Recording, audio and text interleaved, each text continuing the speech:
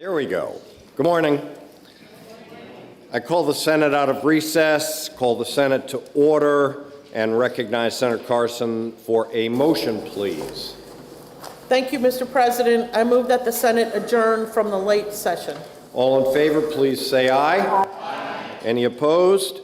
The ayes have it. The motion to adjourn passes. We're in the early session, and if we could please be attentive to our chaplain, the Reverend Mark Warren. Good morning.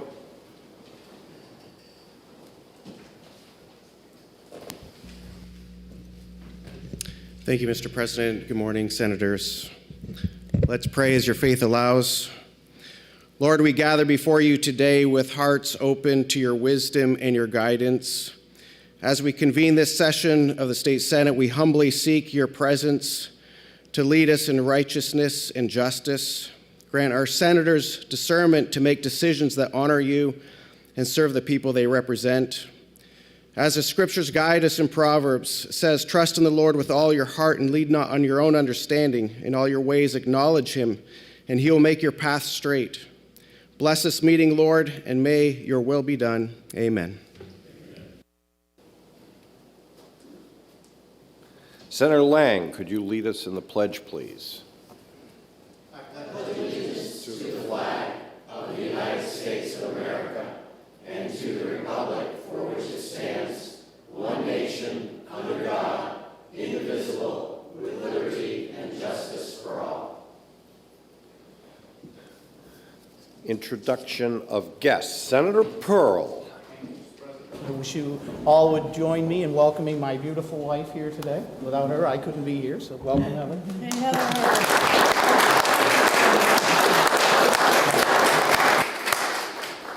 And I would guess, Senator Prentiss, you have guests.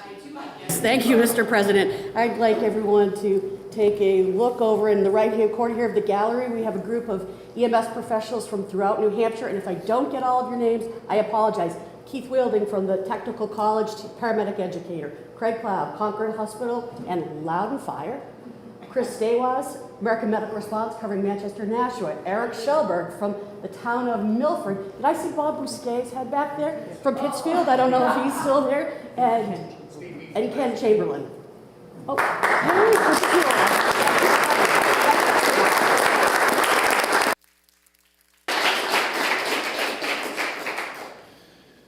Further introduction of guests?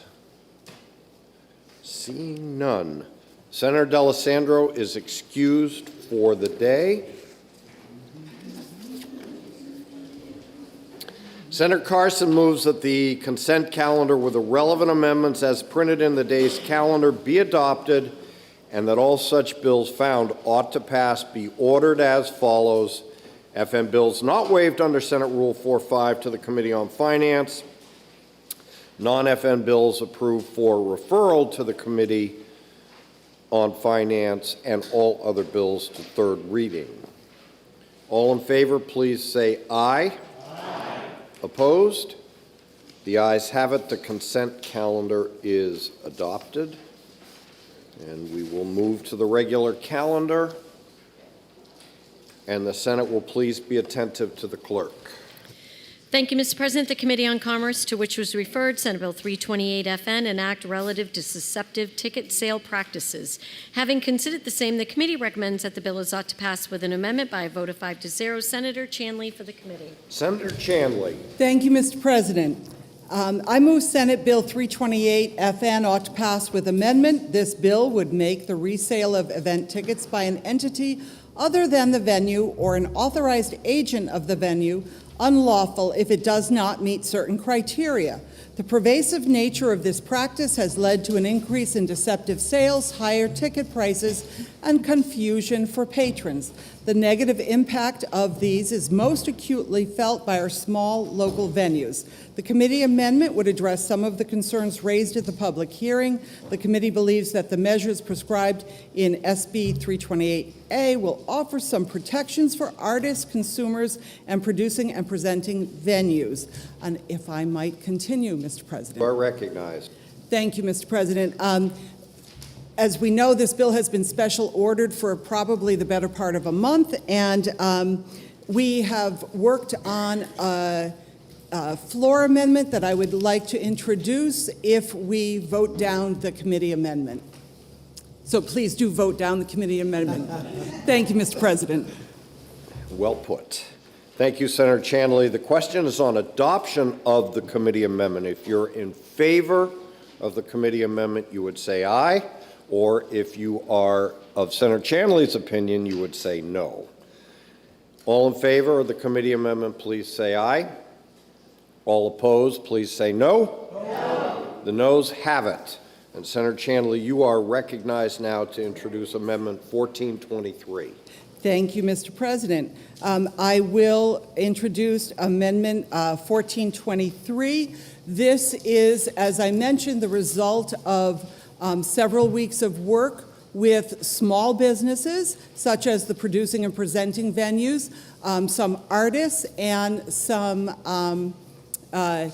of the larger businesses that are involved in ticket resale. I ask for your support. I think that we are all in agreement that this is a problem. The problem of deceptive ticket sales needs to be introduced, and this is a comprehensive way to at least begin that discussion. So please join me in supporting the amendment. Thank you, Mr. President.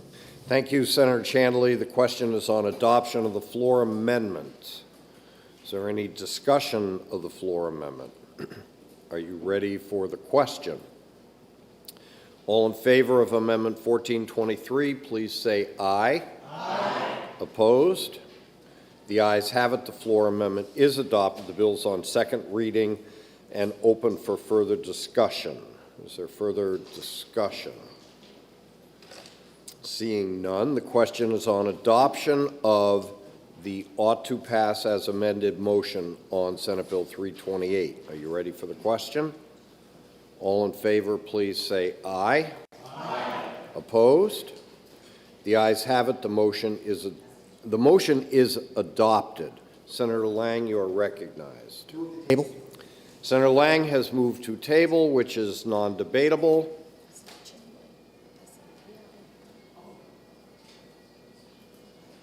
Did you want to do a parliamentary? I'm sorry. Please. Thank you. I have an inquiry of the chair, and that is if I know that this is the bill that we just passed is a result of weeks of important work, but that, in fact, some additional work may be necessary, and I feel confident that we will come up with an agreement before too long, would I vote yes on the motion to table? Thank you, Senator Chanley. If you are in favor of the motion to table, you would say aye. If you're opposed, nay. Are you ready for the question? All in favor, please say aye. Aye. Any opposed? The ayes have it, and Senate Bill 328 is laid on the table. The Senate will please be attentive to the clerk. Thank you, Mr. President. The Committee on Election Law and Municipal Affairs, to which was referred Senate Bill 448 FN, an act relative to Woodsville Fire District. Having considered the same, the committee recommends that the bill is ought to pass with an amendment by a vote of 5-0. Senator Gray for the committee. Senator Gray. Thank you, Mr. President. I move Senate Bill 448 ought to pass with amendment. This bill, as amended, establishes the Woodsville Fire District and Village as a village district under RSA 52. Additionally, due to the continuing division over finances between Woodsville and Havel, a contingency formula has been created. In this bill, we added a section into Chapter 52 1B, which actually allows the village district and the town to enter into agreements which would be adopted, once adopted, that it would override the formula which I'm going to speak of next. So if they don't adopt something, there is a formula in there, and it's used to calculate the compensation to Woodsville for fire services and for the highway department. This was reached at many conversations, including a visit up to the Woodsville area and meetings here in Concord, which lasted many hours. This is a very thoughtful agreement. It does not do what either of the people wanted in total. It kind of tries to split the baby by taking either per capita or area or other things and giving each side about half of what was going on to do that. There will be an amendment at the end of this because the NHMA was concerned over one of the provisions in there.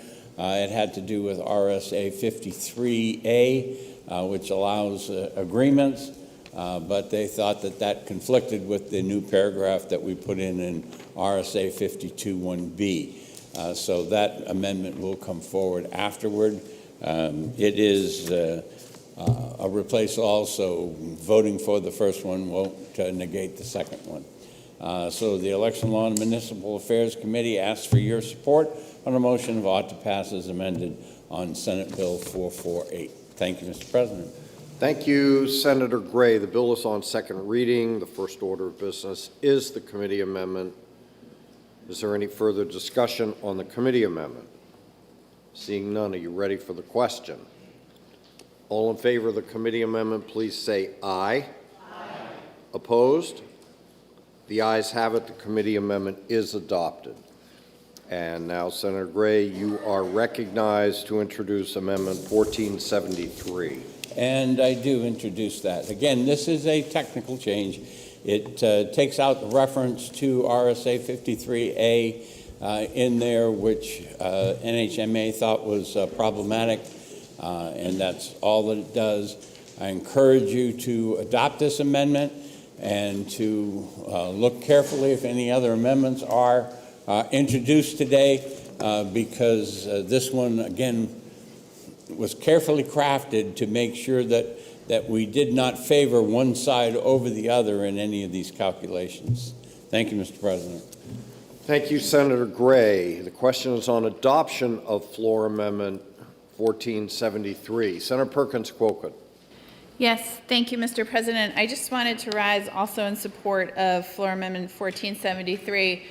I echo everything my colleague from District 6 says, but I also just wanted to thank him. He has done a tremendous amount of work with these communities. He has demonstrated to all of us how we solve problems here in the legislature. He's done that in a very collaborative and consultative way, and I think with a real eye towards the future. So I hope you'll join me in voting for this and thanking our colleague from District 6.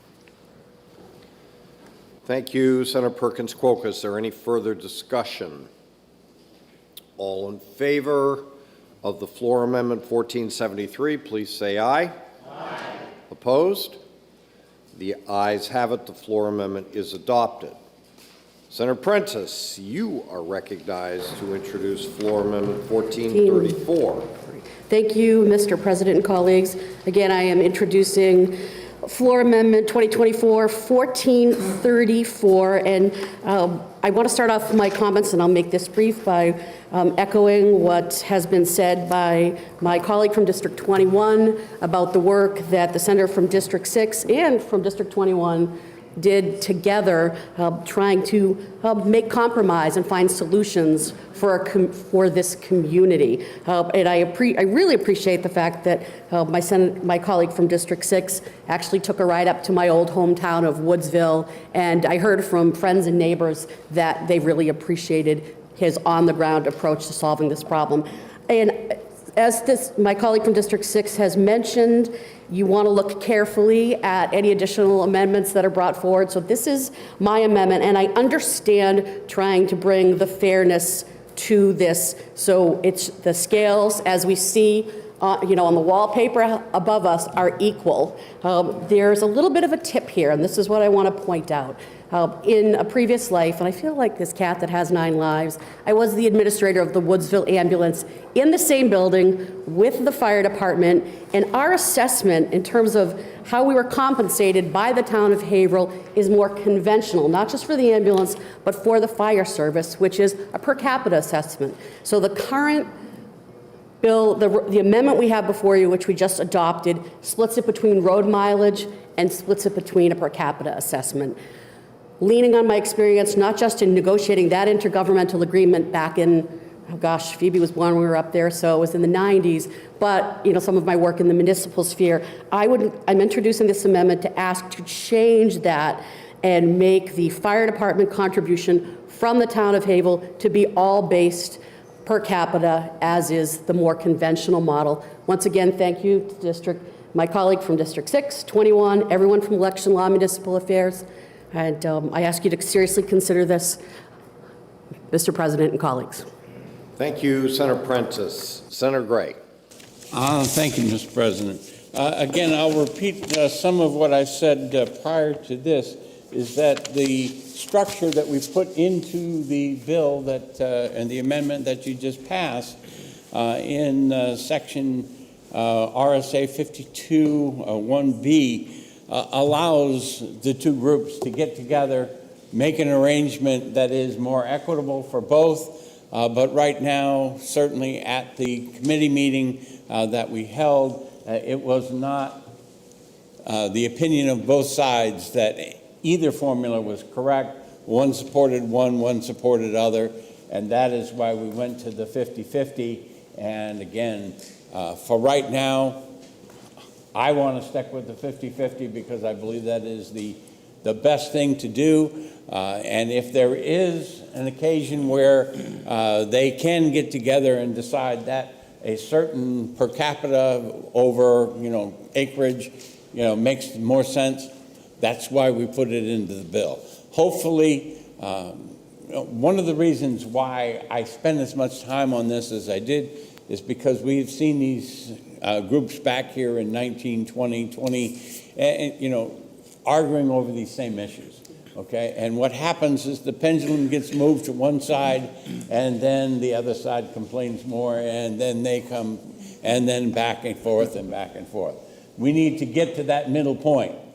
The bill as amended previously, I hope you gets to that middle point, but it also gives them the mechanism under RSA 52 and not chapter law, which was governing them before, to make those agreements, come to an agreement that works for both sides, but does not force that.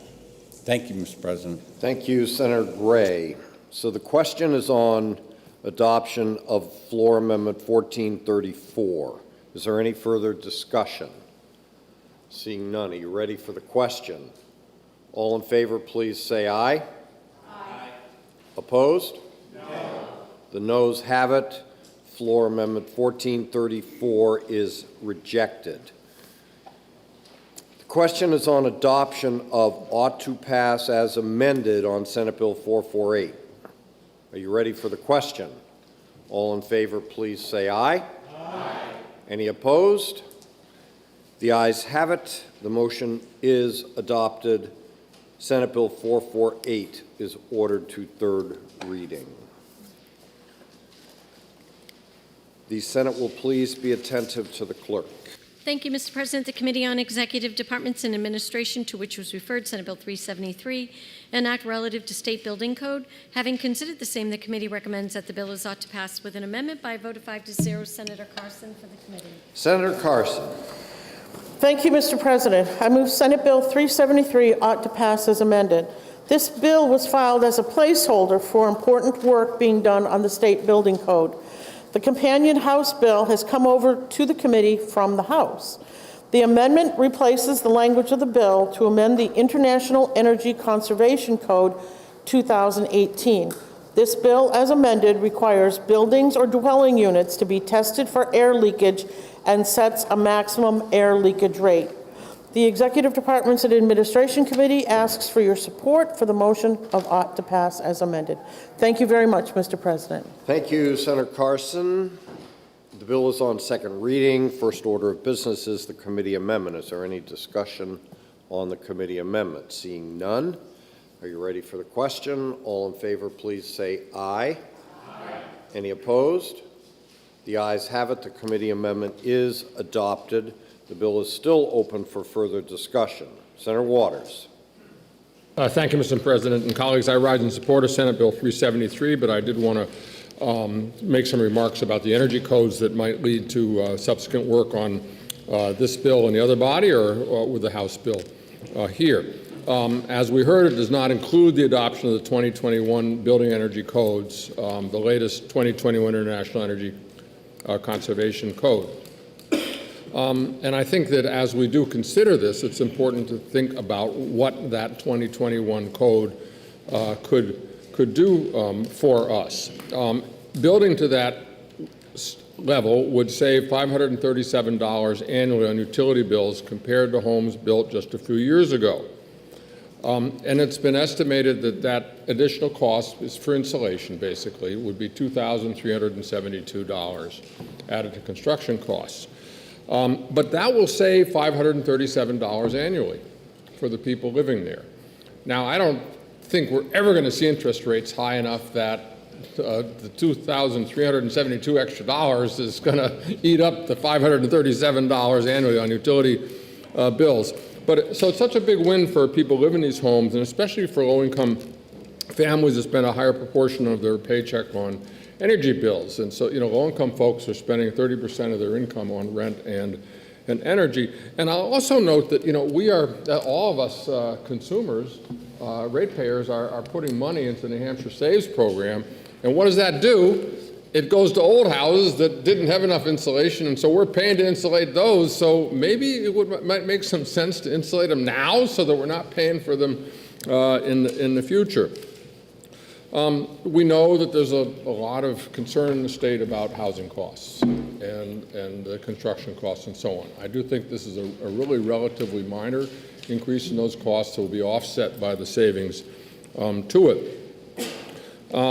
And over the life of a home then, moving to the 2021 code can be a net cash savings of $10,956. Now, the other factor here is if we go to the 2021 codes, we get $2.5 million from the feds. And that money is there to help train workforce and to provide other support for getting the work done on the homes that would need it. And I do think that there has been some confusion about the 2021 codes between what we need to pass in 2021 codes so we can get that $2.5 million and just do the work. I'm talking about the $2,300 so dollars. This is not net zero. That's expensive. The codes do not require that. So I think there's some confusion over that.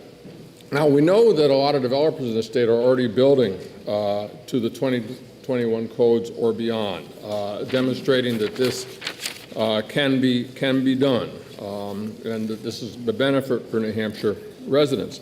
Let me note that I've had subsequent conversations with the New Hampshire Builders Association, and they have said, look, we get it on this. We want to try to keep costs low. But they've expressed real willingness to continue working on this as we have the House bill and as they have our bill as well. And let me just also note something else that, we are completing our state energy action plan. We got $3 million from the feds. We complete the plan. The first draft is done. We submit that. We're going to be eligible for millions and millions of dollars of support for our energy action plan. And one of the two highest priorities that our Department of Energy has identified is energy efficiency, meaning building insulation. So that is going to be set as one of the top two priorities of the state. So we'd have an opportunity to operationalize that, and not only the $2.5 million, but subsequent funding from the federal government to really help New Hampshire homeowners out. So anyways, I just wanted to, I'm going to support the bill. It's a good step, but I hope we can keep the door open to getting the rest of the way on saving energy for our residents. Thank you, Mr. President. Thank you, Senator Waters. Is there any further discussion? Seeing none, the question is on the motion of ought to pass as amended. Are you ready for the question? All in favor, please say aye. Aye. Any opposed? The ayes have it. Senate Bill 373 is ordered to third reading. The Senate will please be attentive to the clerk. Thank you, Mr. President. The Committee on Executive Departments and Administration, to which was referred Senate Bill 481, an act relative to establishing Juneteenth June 19th as an annual holiday. Having considered the same, the committee recommends that the bill is ought to pass by a vote of 4 to 1. Senator Perkins Coker for the committee. Senator Perkins Coker. Thank you, Mr. President. I move Senate Bill 481 ought to pass. This bill establishes Juneteenth on June 19th as an annual holiday. Juneteenth is celebrated across the country to commemorate the official end of slavery in the United States. New Hampshire has acknowledged today as an annual observance since 2019. When Juneteenth was observed last year in Portsmouth, many of my constituents were very surprised to learn that though it was a federal holiday, it was only recognized as a state observance and not an official state holiday. This bill would give Juneteenth proper status to reflect its significance to so many people across our state whose important history is now officially recognized. The committee also heard testimony that a decision about whether or not Juneteenth would constitute a paid holiday off would be determined during the next collective bargaining agreement. The Executive Departments and Administration Committee asked for your support on the motion of ought to pass. Thank you, Mr. Senator President. Perkins Coker. The bill is on second reading. Is there any further discussion? Seeing none, the question is on adoption of the committee recommendation of ought to pass on Senate Bill 481. Are you ready for the question? All in favor, please say aye. Aye. Any opposed? No. The ayes have it. The motion of ought to pass is adopted. Senate Bill 481 is ordered to third reading.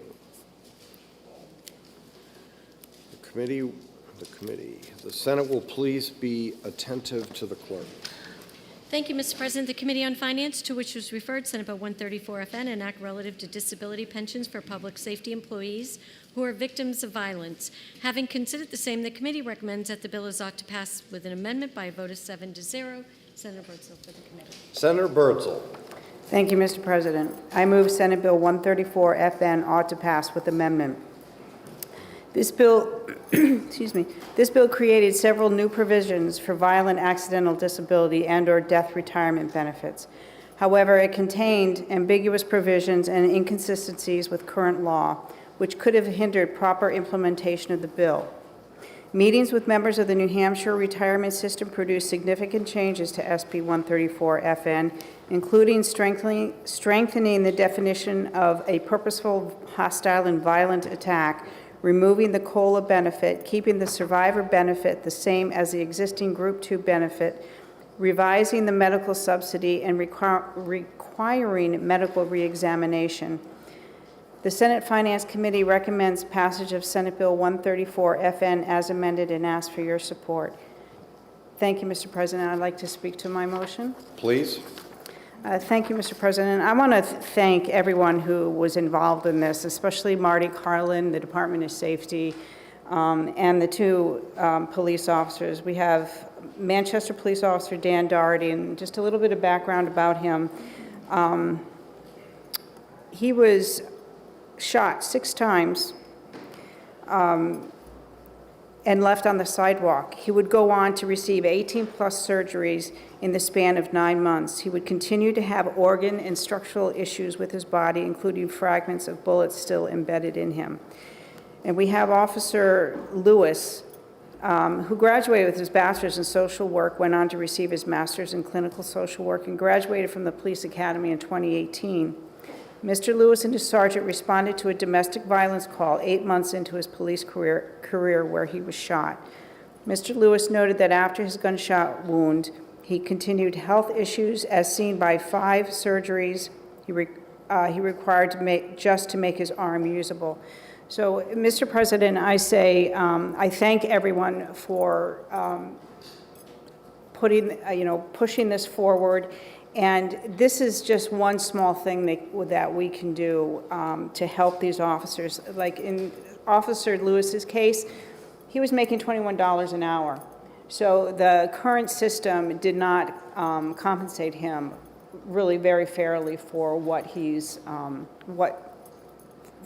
was doing at the time. So this bill will give him some good compensation, but also allow him to continue his work, as well as Dan Doherty. So I want to thank everyone for all the work that was done on this. It was a year and a half in coming, but I think we have a really good piece of legislation, and hopefully off to the House with no problems. Thank you, Mr. President. Thank you, Senator Birdsall. First order of business is the committee amendment. Is there any discussion on the committee amendment? Seeing none, are you ready for the question? If you're in favor of the committee amendment, you would say aye. If you're opposed, say nay. All in favor, please say aye. Aye. Any opposed? The ayes have it. The amendment is adopted. So the question now is on adoption of ought to pass as amended on Senate Bill 134. Are you ready for the question? All in favor say aye. Aye. Any opposed? The ayes have it. The motion of ought to pass as amended is adopted. Senate Bill 134 is ordered to third reading. The Senate will please be attentive to the clerk. Thank you, Mr. President. The Committee on Finance, to which was referred Senate Bill 309 FN, an act relative to vesting period for members of the state retirement system. Having considered the same, the committee recommends that the bill be referred to interim study by a vote of 5-2. Senator Gray for the committee. Senator Gray. Thank you, Mr. President. I move Senate Bill 309 FN be referred to interim study. This bill changes the vesting period for retirement system benefits from 10 years to 5 years. Although Senate Bill 309 FN was meant to be a recruiting tool, committee members received testimony from the municipalities that suggests the proposed change will make it easier for existing employees to move to other employment opportunities. In that light, we did receive communications from both Keene and Lebanon. I'd like to quote from the Keene letter that states that I have many employees between the 5 and 10 year who are staying with us to get to the 10-year vesting mark. And again, to be able to retain those employees even for that 10 years allows you to recoup some of the money that was spent on training and other issues. In addition, there is an estimated cost of $2 million, which we're not able to find out until after the FN report during the committee that originally suggested this.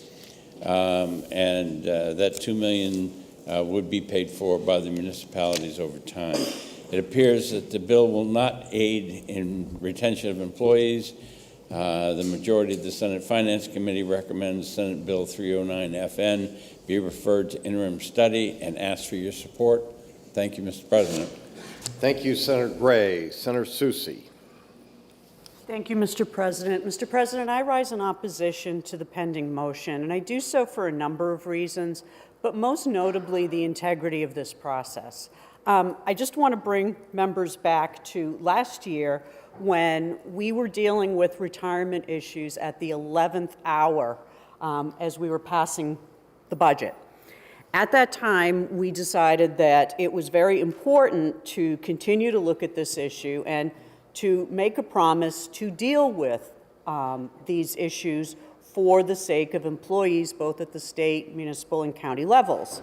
So the president set up in the budget a commission, and that commission included members of employee groups. It included the Municipal Association. It included the School Boards Association. It included the Association of Counties, who all had a seat at the table. Now, those of us who participated spent a lot of time. We started in the summer, we went through the fall, we were down to the 11th hour. And what we were looking at were issues surrounding retirement, including benefits, including sustainability. But number one on our list was the impact retirement benefits have on the retention of employees and the ability to attract new employees. That was what we were told that we should examine, which we did. We had a lot of discussion and deliberation, and I want to refer to the minutes of our October 12th meeting, and at which all of the association representatives were present for this discussion. Now, the issue of changing the vesting period from 10 to 5 years had come up previously, so we had talked about this quite a bit, but we were nearing the time to report. So when it came time, a motion was made to consider changing the vesting period from 10 years to 5. Mr. Carlin was there and asked to comment from the retirement system. And he noted that the years of service were an important factor in the benefit equation after reaching other statutory requirements. So this does nothing to change the amount of money anyone would receive. It would merely change the vesting period. But what he also noted, and what seems to have been lost since we've started this discussion, is that the proposal, he said, I quote, "The proposal may reduce the number of people seeking refunds after termination." Well, what does that mean? So right now you have to work for at least 10 years to vest. Some people will leave the state employment or municipal employment. What's happening to people who leave before that 10 years when they vest is that they have an option of leaving their money in the system and maybe sometime in the future reaching the proper vesting period and being able to retire, or they have an opportunity to pull their money out. Well, every time they pull their money out, that reduces the corpus of the retirement system. That's part of what we were trying to resolve, is to get more people not only to stay in employment, not only to retain them, but to have them keep their money in the system. Because the longer their money is in the system, it benefits all of us, both the employees and the taxpayers that fund the system. That piece seems to be missing because there is a savings. Now, this bill, 309, came out. I was the prime sponsor. That was part of the motion in our commission. And the bill did come out with a fiscal note. The bill came out as introduced with a fiscal note that said that the unfunded accrual liabilities would decrease by $12 million. Decrease because more money is likely to stay in the system. While the money's in the system, continues to earn interest, continues to benefit all of us. Now, I'm not going to gloss over the fact that there's a cost. Yep, cost is right here. We knew that day one when the bill came out.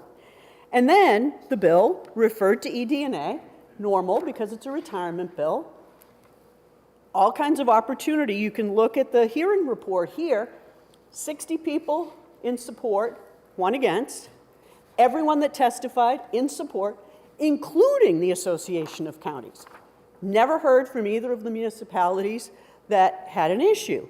Bill comes out of ED&A, 5-0. Consent calendar goes to finance. Then for some reason on April 2nd, we get information from the Municipal Association, and I make no, assertions as to why these two communities didn't come forward, but they had a representative on the commission. The representative on the commission votes for this recommendation to introduce the bill.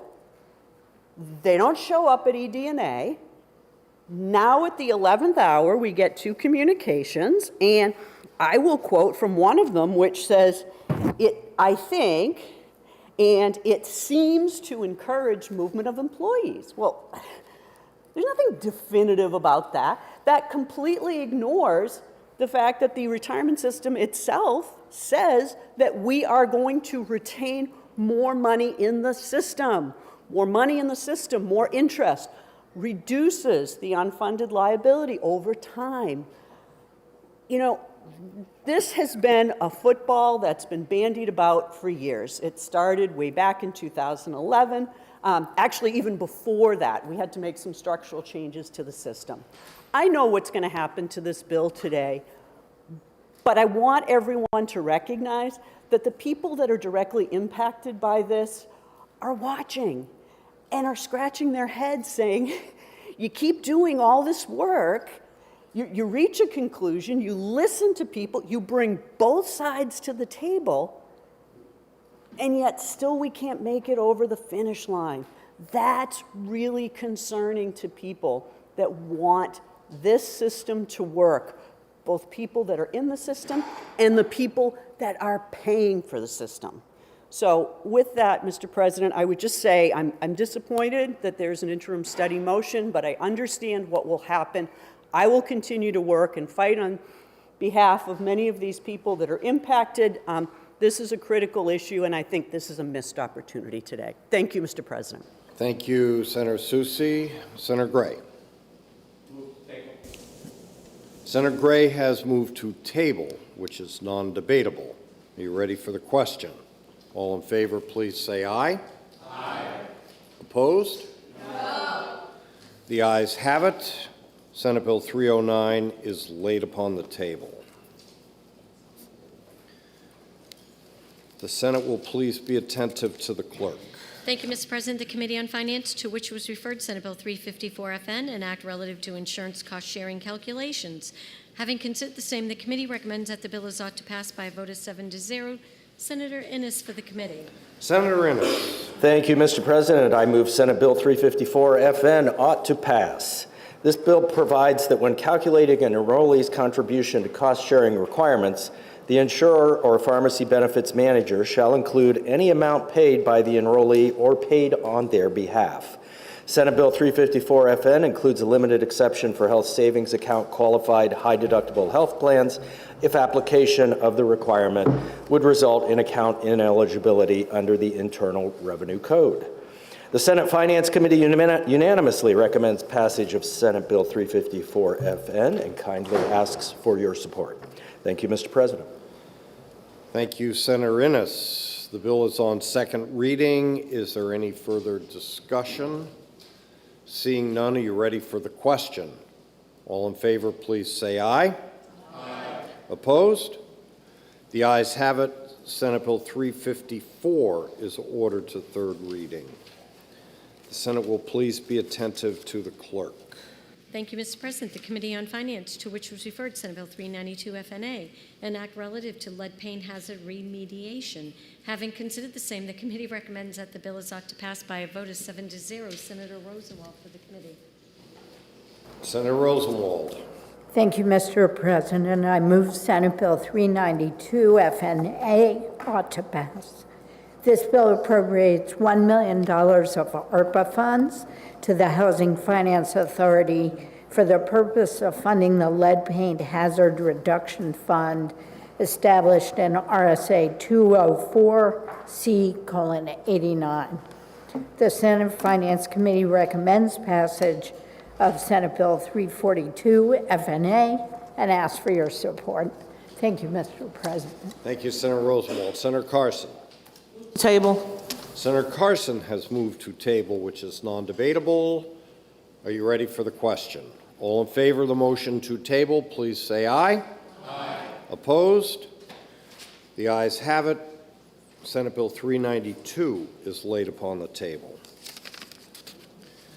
The Senate will please be attentive to the clerk. Thank you, Mr. President. The Committee on Finance, to which was referred Senate Bill 394FNA, an act relative to the Cyanobacteria Mitigation Loan and Grant Fund. Having considered the same, the committee recommends that the bill is ought to pass by a vote of 7-0. Senator Birdsall for the committee. Senator Birdsall. Thank you, Mr. President. I move Senate Bill 394FNA ought to pass. This bill makes an appropriation of $500,000 in general funds to the Cyanobacteria Mitigation Loan and Grant Fund. The fund provides loans and grants to municipalities, community water systems, and nonprofit river watershed associations. The Senate Finance Committee recommends passage of Senate Bill 394FNA and asks for your support. Thank you, Mr. President. Thank you, Senator Birdsall. Senator Carson. Can we get a 2-minute recess, please? Thank you. 2-minute recess.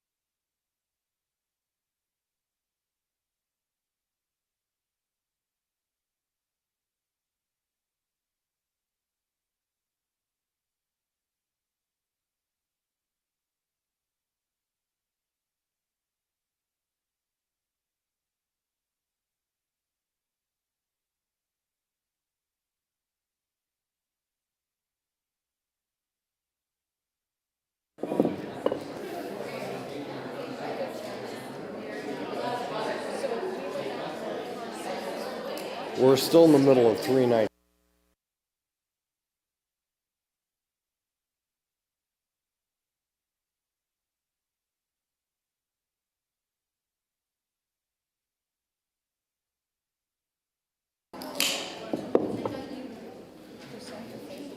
The Senate will please come to order. We were in the middle of discussion on Senate Bill 394, and I recognize Senator Carson for a motion. My constituent was hoping to get on. I recognize Senator Gray for a motion. Move to table. Senator Gray has moved to table. It's non-debatable. Are you ready for the question? All in favor, please say aye. Aye. Any opposed? The ayes have it. Senate Bill 394 is laid upon the table. The Senate will please be attentive to the clerk. Thank you, Mr. President. The Committee on Finance, to which was referred Senate Bill 397 FNA, an act making an appropriation for OHRV trails. Having considered the same, the committee recommends that the bill is ought to pass by a vote of 7-0. Senator Gray for the committee. Senator Gray. Move to table. Senator Gray has moved to table, which is non-debatable. Are you ready for the question? All in favor, please say aye. Aye. Any opposed? The ayes have it. Senate Bill 397 is laid upon the table. The Senate will please be attentive to the clerk.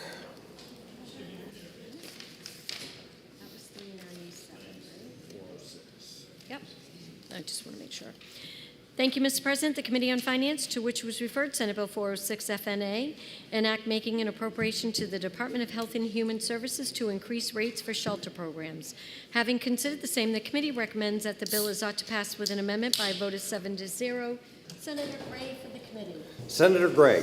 Thank you, Mr. President. I move Senate Bill 406 FNA ought to pass with an amendment. This bill appropriates $2.5 million to the Department of Health and Human Services for the purpose of increasing rates paid to shelter programs, with programs receiving funding to prioritize veterans to the greatest extent practical.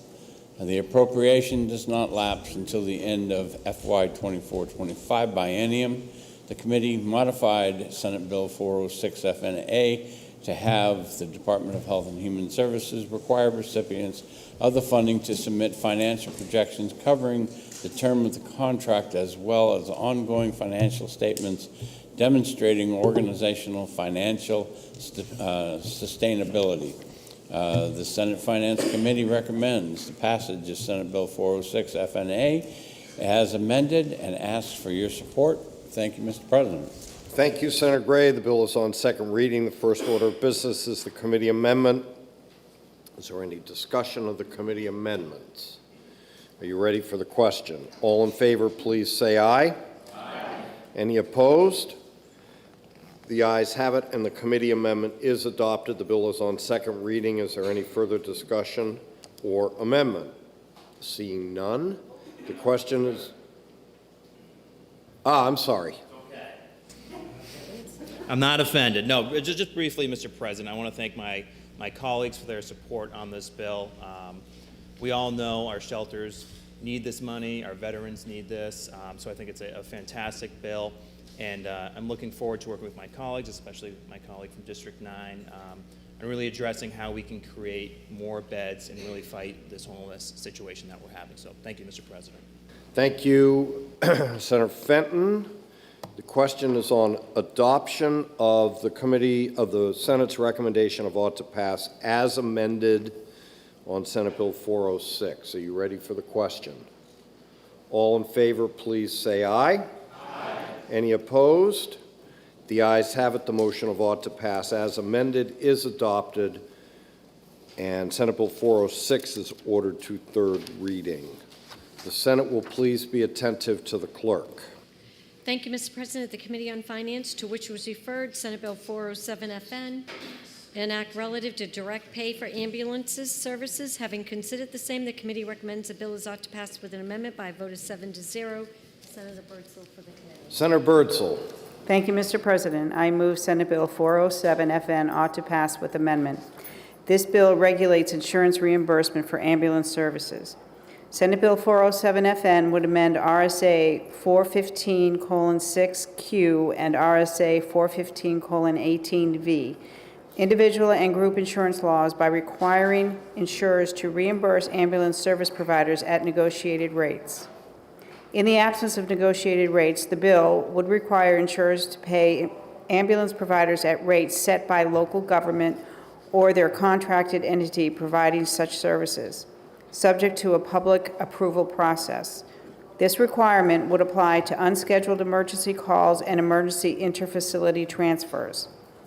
In committee, the language of the bill was further modified. Under both statutes, reimbursement for ambulance services shall be negotiated between the insurer and the provider of such services.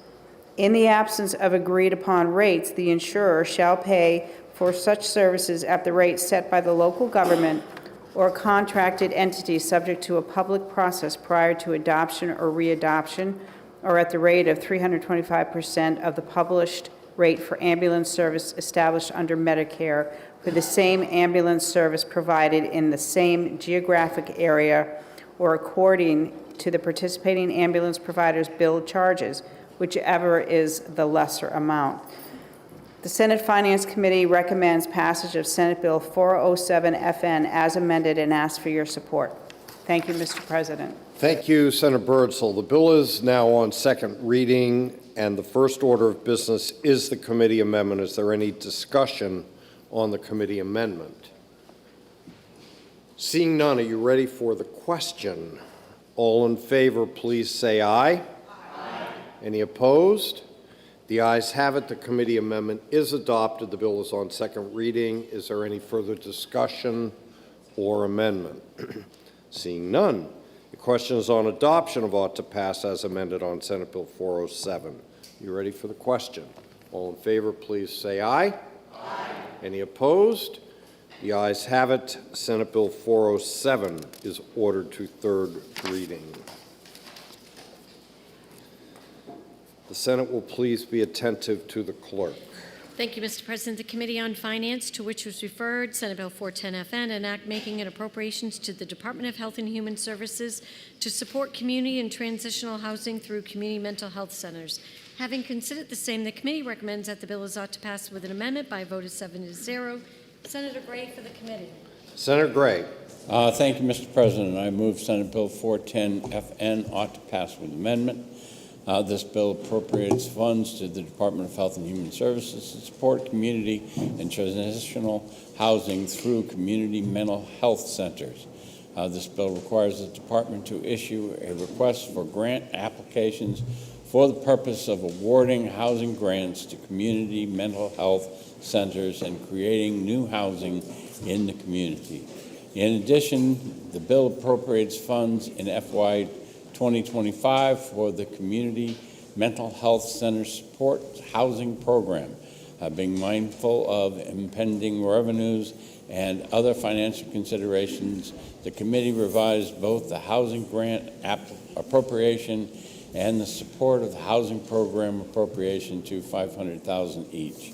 The Senate Finance Committee recommends the passage of Senate Bill 406FN-A as amended and asks for your support.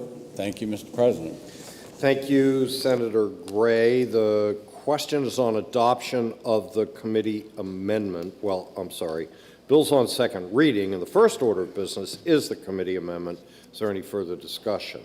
Seeing none, the question is on adoption of the committee amendment. Are you ready for the question? All in favor, please say aye. Aye. Opposed? The ayes have it. The committee amendment is adopted. The bill's on second reading. Is there any further discussion or amendment? Seeing none, the question is on adoption of ought to pass as amended on Senate Bill 410. Are you ready for the question? All in favor, please say aye. Aye. Any opposed? The ayes have it. Senator Gray, you are recognized. Move to table. Senator Gray has moved to table. Senator Whitley, do you have a parliamentary inquiry? I do, Mr. President. Mr. President, if I know that this bill before us would help alleviate the ER boarding crisis by addressing the backdoor problem, and if I know this bill will help DHHS achieve its Mission Zero initiative, which is designed to eliminate ER boarding, would I vote no on the tabling motion? Thank you, Senator Whitley. If you're in favor of ought to pass as amended, you would say aye. If you're opposed, you'd say no. All in favor, please say aye.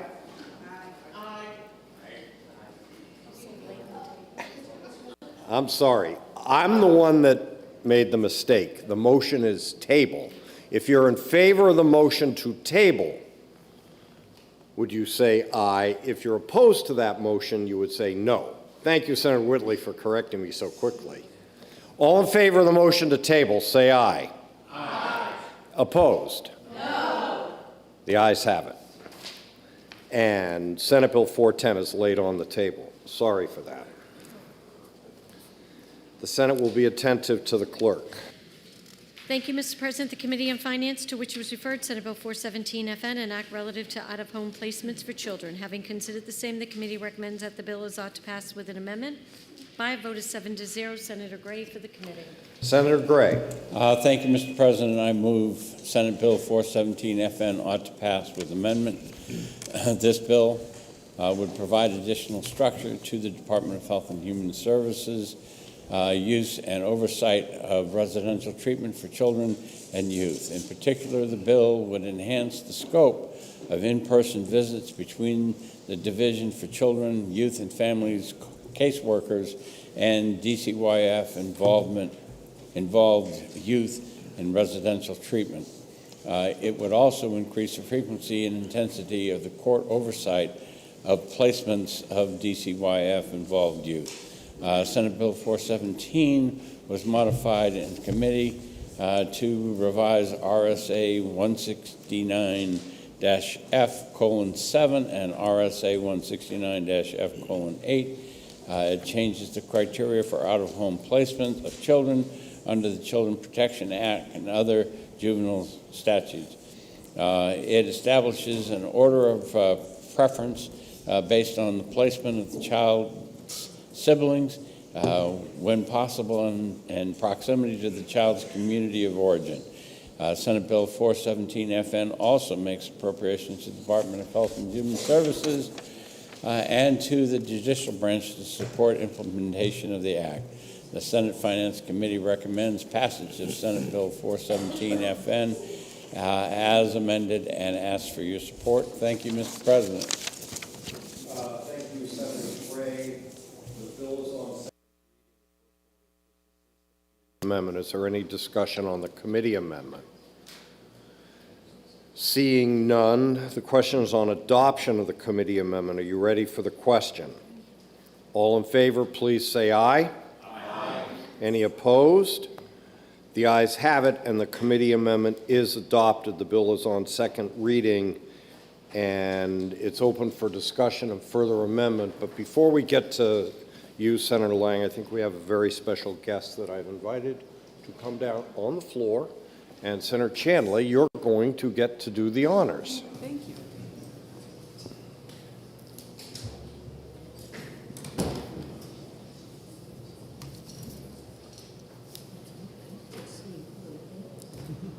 It's Virginia, yay!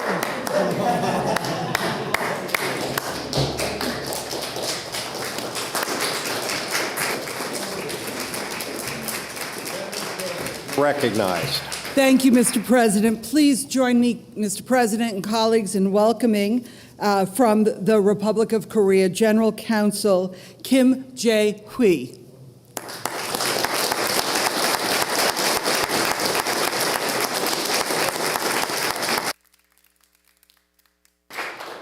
Thank you very much. I didn't expect this kind of meeting. Thank you very much. So I have a very wonderful time just behind the wall that the representative the host. So the Korea has a lot of interest on the New Hampshire. So we have a very strong Korean community here, small but very strong.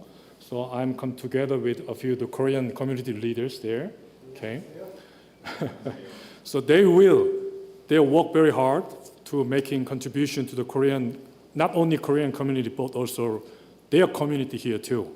And also my office working hard to the Korean business to find out their opportunity in here, their partners and economic business opportunity too. And one last thing is, New Hampshire is a very special state to Korea. Korean War. around 10,000 the New Hampshire son and daughter came to Korea and making the Korea transformation in business, in politics, in social and everything. Even until now, since then, more than your son and daughter come to the Korean Peninsula and for guaranteeing for working together with us for our safety and security. Thank you very much. So we never forget about that. So from my office, the Korean Consulate, so we will do our part to making the relationship with New Hampshire much stronger and much closer. Thank you very much. Thank you.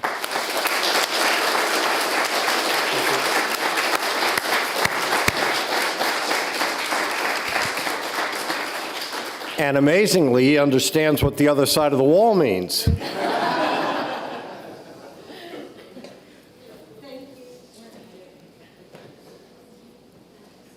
Okay, so procedurally, we have adopted the committee amendment on Senate Bill 417. Senator Lang, you're recognized to introduce floor amendment 1481. Thank you, Mr. President. I introduce floor amendment 2024-1481S, and I'd like to speak to the amendment, please. Thank you. So this amendment just cleans up what I feel is a flaw in the bill. I support the bill and everything that happens. What this section of law that we're talking about deals with is an uncharged parent seeking to get custody of their child. They haven't been charged with abuse and neglect. They've requested a hearing.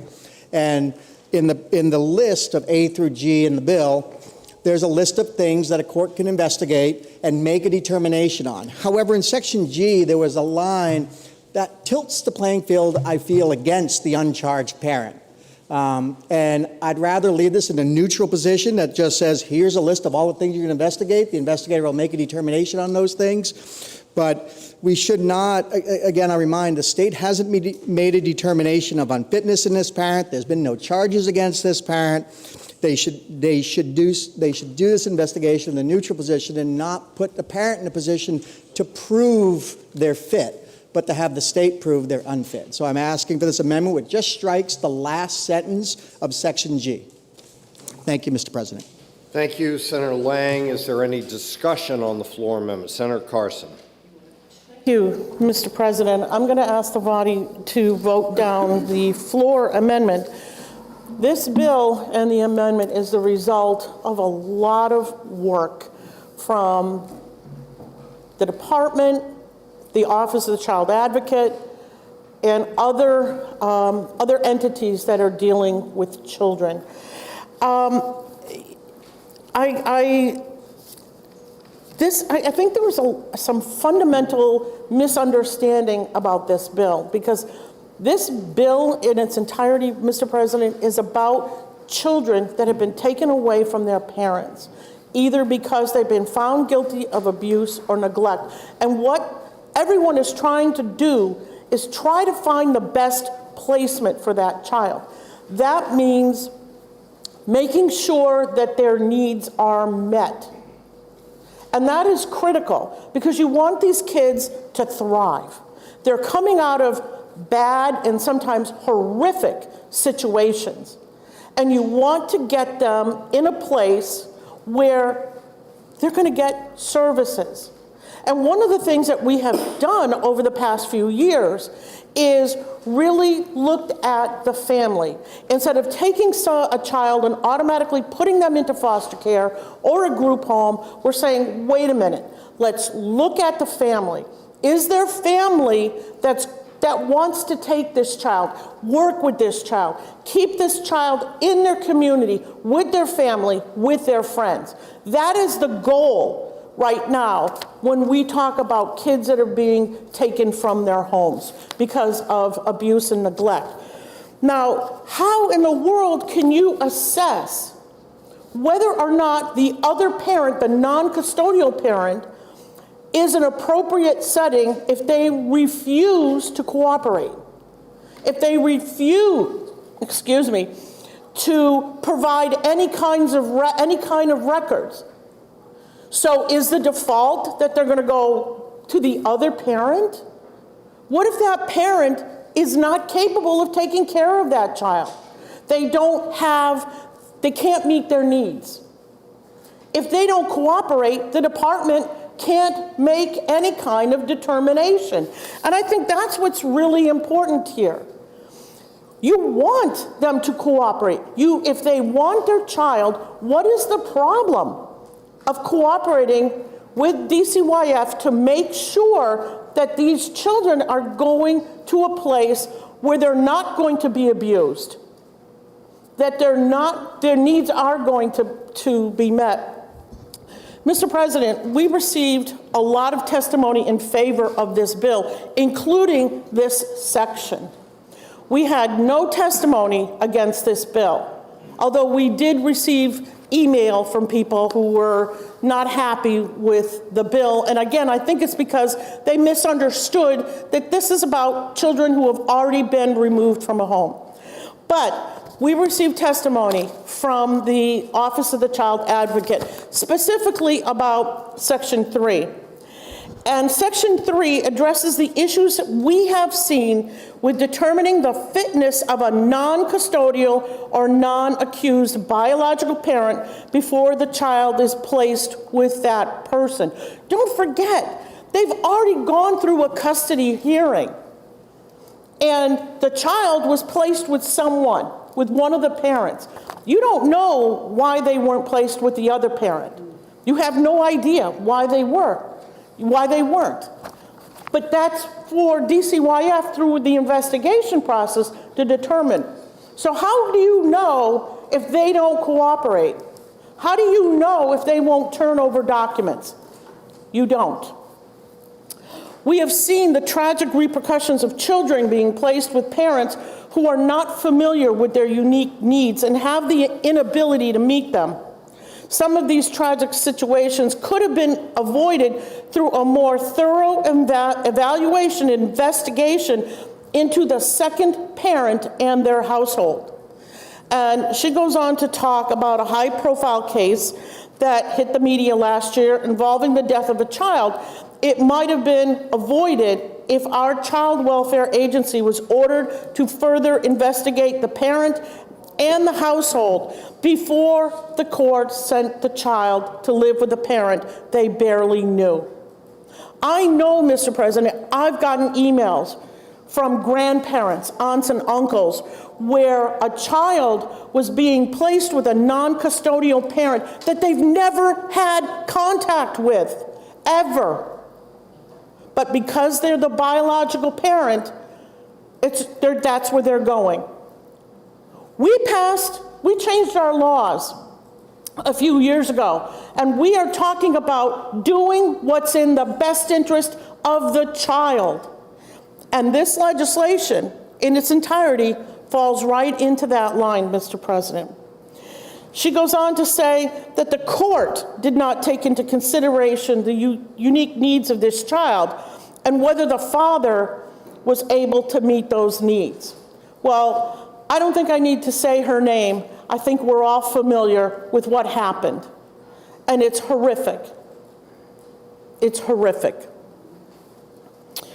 Since DCYF is already involved and the courts are placing the child with the other biological parent in the context of ongoing child protection, there needs to be a higher level of examination to ensure the child will be safe and not further abused or neglected. So I'm asking the body to turn down this floor amendment and to support the amendment, the bill as amended coming out of Finance. Thank you all very much. Thank you, Senator Carson. Senator Whitley, I believe you have a question of? No, to speak, Mr. President. Speak. You are recognized. Thank you, Mr. President. I rise against the floor amendment and in support of my friend from District 14. I really value the bipartisan work that this legislature has done, this body has done, but in particular the work that my friend from District 14 has done. The bipartisan work to protect children.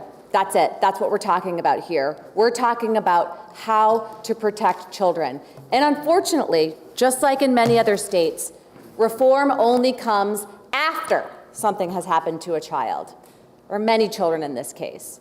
After children have actually died at the hands of their parents.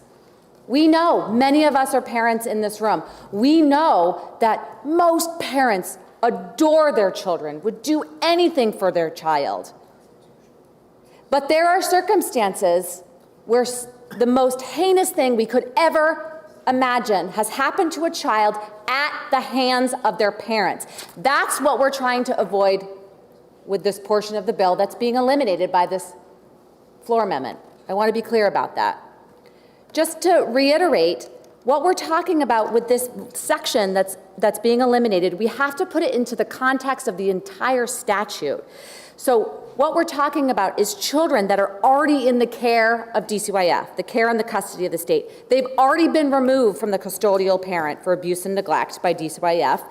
So wouldn't we want DCYF to have a higher standard of care to make sure that where that child is going, if they're going to go back to another parent, that that is a safe setting? Don't we want that? I think we do. This has absolutely nothing to do with private parenting cases or any family not involved with DCYF. These are kids already in the care of DCYF.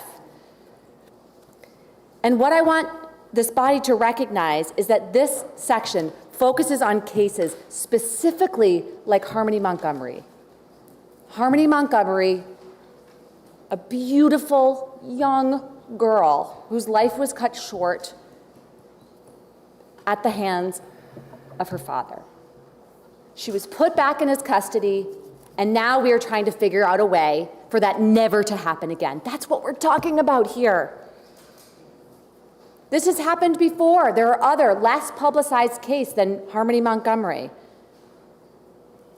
But that's what we're trying to avoid here. After Harmony Montgomery's case hit the news, the Massachusetts Office of Child Advocate conducted an extensive look at the case. What went wrong? And what they concluded is that the courts did not consider the child's unique needs and the father's ability to meet those needs. Let's not make that mistake in New Hampshire. They noted in that report the court's determination was a primary factor in Harmony being placed in harm's way. Let's not let that happen in New Hampshire. This section only applies if there are questions of fitness of the non-accused, non-custodial parent. So, of course, it would not necessarily apply in every case. But DCYF needs to have this ability to conduct a thorough review when it is issued for people like Adam Montgomery, who were charged with the murder of Harmony Montgomery, or Danielle DeFine, Elijah Lewis's mother, who is on trial pending for his murder. I just want to ground us all in what we're talking about here. So I would urge my colleagues to vote against the floor amendment. Thank you, Mr. President. Thank you, Senator Whitley. Senator Avard, for a question or to speak? Question. Question. Senator from District 15? Yes. Thank you. Senator, I don't mean to be argumentative, but wasn't DCYF in charge of that case of Harmony Montgomery? Thank you for the question. It was Massachusetts. So it was Massachusetts that made the error, is my understanding, Massachusetts, because they didn't have this provision, they put Harmony back in the custody of Adam Montgomery. We do not want that to happen in New Hampshire, and that's why we're taking these proactive steps. May I have a follow-up? Yes. Isn't it federal law that says that a parent is to be deemed fit and has to be deemed... Oh, I apologize. So I can speak louder. No. So isn't it in federal law that a parent is supposed to be considered fit and has to be deemed unfit? And all we're doing is changing the definition of what a fit parent is. No, thank you for the question. No, we are not changing the definition of what a fit parent is. We are absolutely not changing that definition. We are talking about what is required of DCYF when they are considering putting a child back in with a non-custodial parent. We are absolutely not changing the standard for fitness. Thank you, Thank you. I appreciate you taking my question. Thank you. Is there further discussion on Floor Amendment 1481? Seeing none, are you ready for the question?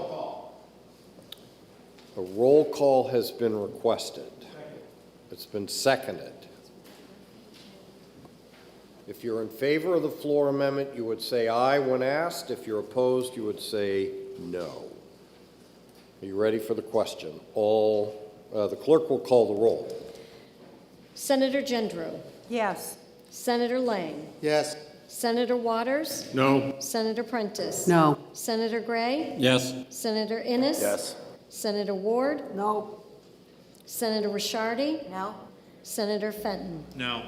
Senator Chanley. No. Senator Avard. Yes. Senator Rosenwald. No. Senator Carson. No. Senator Whitley. No. Senator Murphy. Yes. Senator Pearl. Yes. Senator Susie. No. Senator Bertzel. No. Senator D'Alessandro's excused. Senator Perkins Quokka. No. Senator Abbas. Yes. Senator Gannon. Yes. Senator Altschiller. No. Senator Bradley. No. The ayes have it 14-9. The floor amendment fails. It's 9 to 14. It's fine. We know. The clerk has corrected me. The floor amendment fails 9-14. So now we are at question of the day, ought to pass as amended. Are you ready for the question? All in favor, please say aye. Aye. Any opposed? The ayes have it. Senate Bill 417 is ordered to third reading. The Senate will continue to be attentive to the clerk. Thank you, Mr. President. The Committee on Finance, to which was referred Senate Bill 459FN, an act relative to the presumption of harm under the Child Protection Act. Having considered the same, the committee recommends the bill as ought to pass with an amendment by a vote of 7-0. Senator Birdsell for the committee. Senator Birdsell. Thank you, Mr. President. I move Senate Bill 459FN ought to pass with amendment. This bill repeals and reenacts the Child Protection Act by, among other things, revises the definitions of abused child, neglected child, and imminent harm, revises circumstances creating a rebuttal presumption of harm and removing the prospective repeal of that section, and expands the child abuse reporting requirement to include health care providers who treat a child under the age of 13 for a sexually transmitted disease. The committee revised Senate Bill 459FN to establish 11 attorney positions and 24 child protective service worker positions to support the Division for Children, Youth, and Families, Bureau of Field Services, and Legal Services in completing new responsibilities as a result of statute changes. Funding for these positions is appropriated. The Senate Finance Committee recommends passage of Senate Bill 459FN as amended and asks for your support. Thank you, Mr. President. Thank you, Senator Birdsell. The bill is on second reading. The first order of business is the committee amendment. Is there discussion of the committee amendment? Questions on adoption of the committee amendment? Are you ready for the question? All in favor, please say aye. Aye. Any opposed? The ayes have it. The committee amendment is adopted. The bill is on second reading. Is there any discussion or amendment? There is an amendment. From Senator Carson, Amendment 1471, and you are recognized. I don't have one. Thank you, Mr. President. When we had this public hearing, well, first of all, excuse me, I'd like to present 1471 to the body for consideration. We had a great public hearing. We had no opposition to this bill whatsoever. But we started getting email correspondence from people across the state that were concerned about some of the definitions that were being used, and they said that they were too vague. So we listened, we heard what they had to say. So what this amendment does is it replaces the bill with a study committee so we can delve deeper into this particular issue. And then at that point, invite everybody to come and be on the record about how they feel about what is proposed. Thank you very much, Mr. President. Thank you, Senator Carson. Is there any further discussion on the floor amendment? Are you ready for the question? All in favor, please say aye. Aye. Any opposed? The ayes have it. The floor amendment is adopted. The bill is on second reading, open for further discussion or amendment. Seeing no discussion, the question is on adoption of ought to pass as amended on Senate Bill 459. Are you ready for the question? All in favor, please say aye. Aye. Any opposed? The ayes have it. The motion is adopted. Senate Bill 459 is ordered to third reading. The Senate will please be attentive to the clerk. Thank you, Mr. President. The Committee on Finance, to which was referred, Senate Bill 462, an act relative to raising the cap on damages for wrongful death, loss of consortium claims. Having considered the same, the committee recommends that the bill is ought to pass by a vote of 7-0. Senator Birdsall for the committee. Senator Birdsall. Thank you, Mr. President. I move Senate Bill 462 ought to pass. This bill raises the cap on damages for wrongful death, loss of consortium claims from $150,000 to $500,000. The Senate Finance Committee recommends passage of Senate Bill 462 and asks for your support.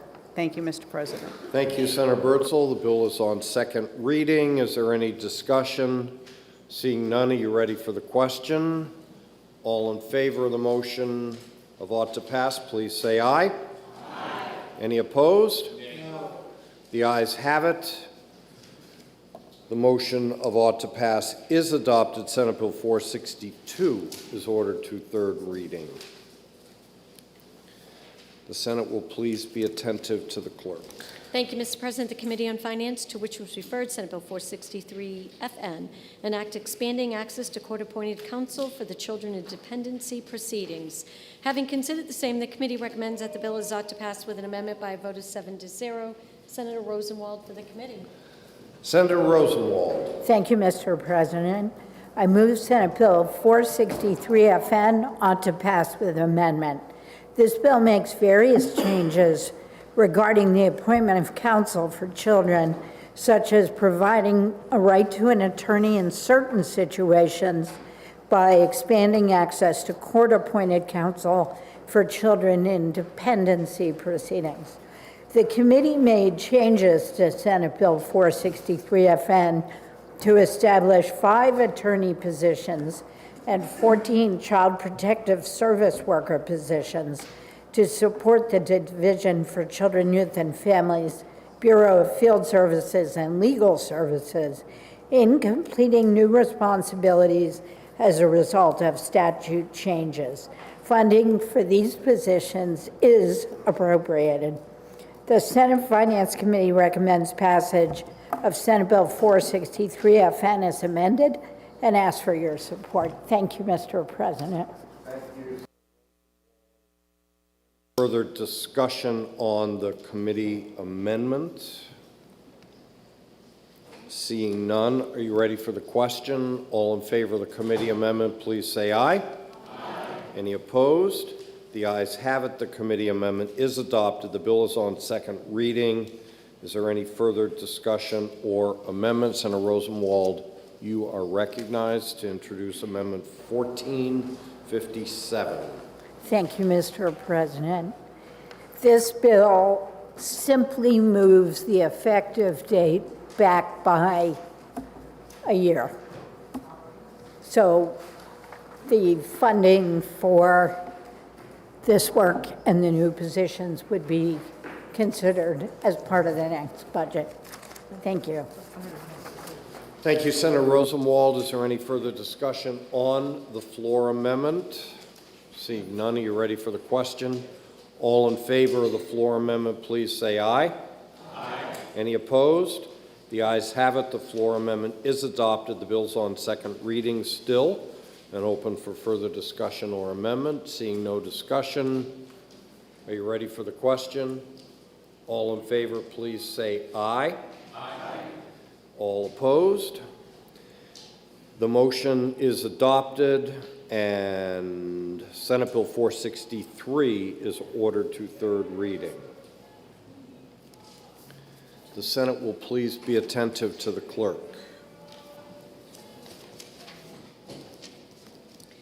Thank you, Mr. President. The Committee on Finance, to which was referred, Senate Bill 463 FN, an act expanding access to court-appointed. Oh, I threw it over there. Sorry about that. Put it in the wrong pile. Thank you, Mr. President. The Committee on Finance, to which was referred Senate Bill 495 FN, an act relative to certification of alcohol and other drug treatment facilities. Having considered the same, the committee recommends that the bill is ought to pass with an amendment by a vote of 7-0. Senator Pearl for the committee.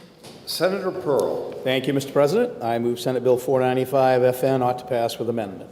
This bill would establish a certification process for substance use treatment programs and facilities operating in the state of New Hampshire. The Department of Health and Human Services would be required to maintain a publicly available listing of all certified programs and facilities, as well as investigatory reports, monitoring reports, and final decisions made relative to certification. In addition, Senate Bill 495 FN would establish a new substance use treatment certification fund, and it establishes a behavioral health ombudsman within the department. The bill was revised in committee to provide for the certification of substance use treatment programs by the department. It directs the department to establish within the office of the ombudsman a behavioral health specialist who would be dedicated to complaint investigations regarding substance use and mental health treatment programs. The amendment allows the rulemaking to go forward without the appropriation for new positions. The Senate Finance Committee recommends passage of SB 495 FN as amended and asks for your support. Thank you, Mr. President. Thank you, Senator Pearl. The bill is on second reading. The first order of business is the committee amendment. Is there any discussion on the committee amendment? Seeing none, the question is on adoption of the committee amendment. Are you ready for the question? All in favor, please say aye. Aye. Any opposed? The ayes have it. The committee amendment is adopted. The bill is on second reading. Is there any further discussion or amendment? Seeing none, the question is on adoption of ought to pass as amended on Senate Bill 495. Are you ready for the question? All in favor, please say aye.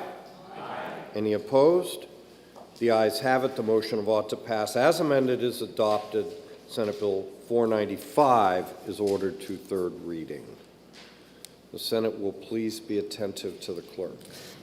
Thank you, Mr. President. The Committee on Finance, to which was referred Senate Bill 539 FNAL, an act establishing a procedure for the Department of Environmental Services to transfer ownership of dams to municipalities or others, including making loans. Having considered the same, the committee recommends that the bill is ought to pass with an amendment by a vote of 7-0. Senator Pearl for the committee. Senator Pearl. Thank you, Mr. President. I move Senate Bill 539 FNA local ought to pass with amendment. This bill establishes a procedure for the Department of Environmental Services to transfer ownership of a dam and associated property to the town or towns in which the dam is located, or to other associations or parties, and includes the authority of the department to make loans from a dam maintenance revolving fund. The committee made a technical correction to the bill to reflect appropriate language that was inadvertently omitted. The Senate Finance Committee recommends passage of Senate Bill 539 FNA local as amended and asks for your support. Thank you, Mr. President. Thank you, Senator Pearl. The bill is now on second reading. The first order of business is the committee amendment. Is there any discussion on the committee amendment? Seeing none, the question is on adoption of the committee amendment. Are you ready for the question? All in favor, please say aye. Aye. Any opposed? The ayes have it. The committee amendment is adopted. The bill is on second reading. Is there any further discussion or amendment? Seeing none, the question is on adoption of ought to pass as amended on Senate Bill 539. Are you ready for the question? All in favor, please say aye. Aye. Any opposed? The ayes have it. The motion of ought to pass as amended is adopted. Senate Bill 539 is ordered to third reading.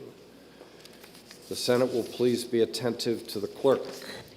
Thank you, Mr. President. The Committee on Finance, to which was referred Senate Bill 551 FNA, an act relative to making an appropriation for rail trail project matching funds.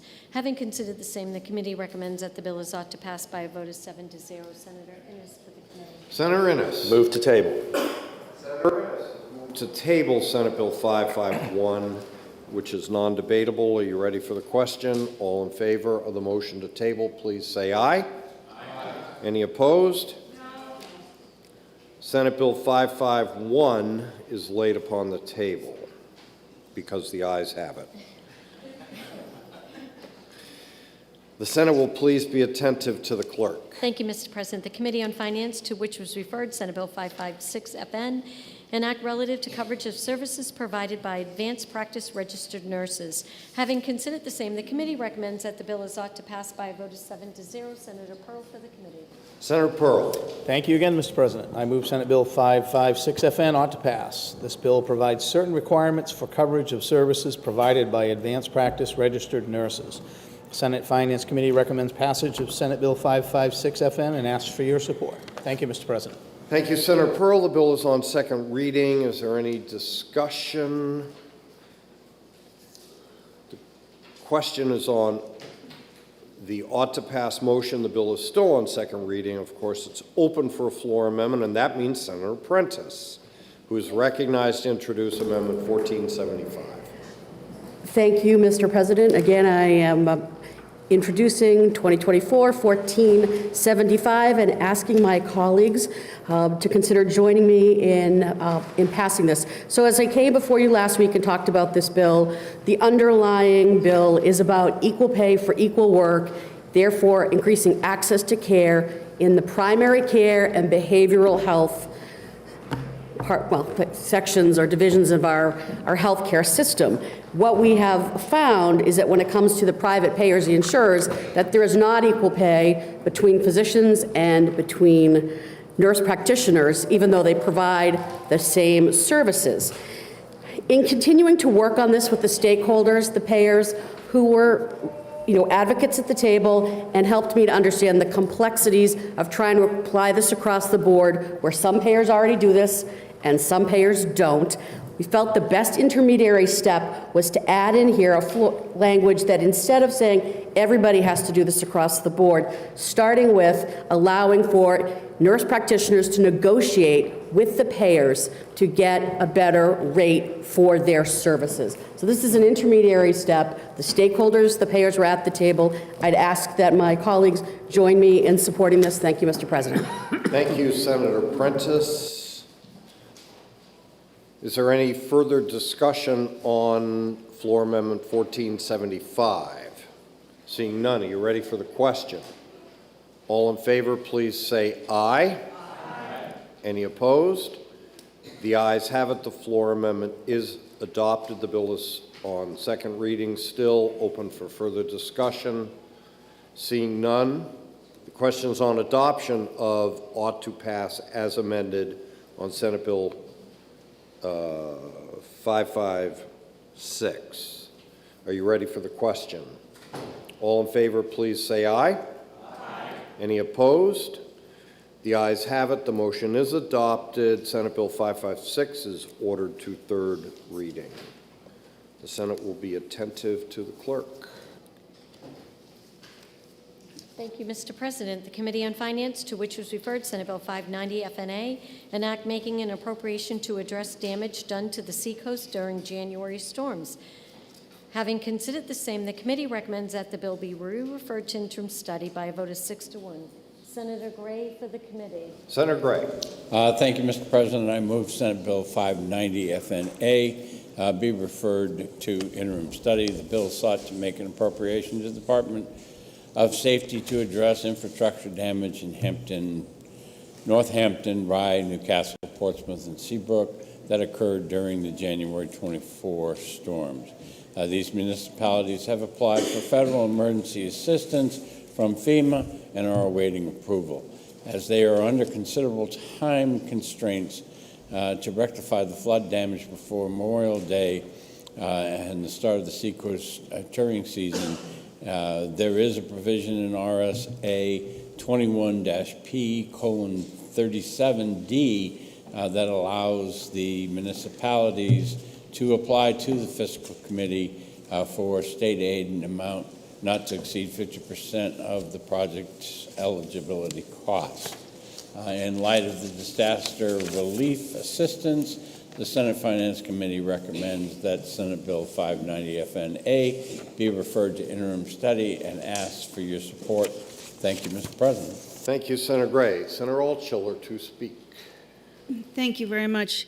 Thank you, Mr. President. There are only 6.5 weeks from now to the unofficial start of the summer tourist season. In any year, this is a busy time preparing for what we hope will be sunny skies to greet the over 4 million expected visitors that will be coming to the Seacoast region.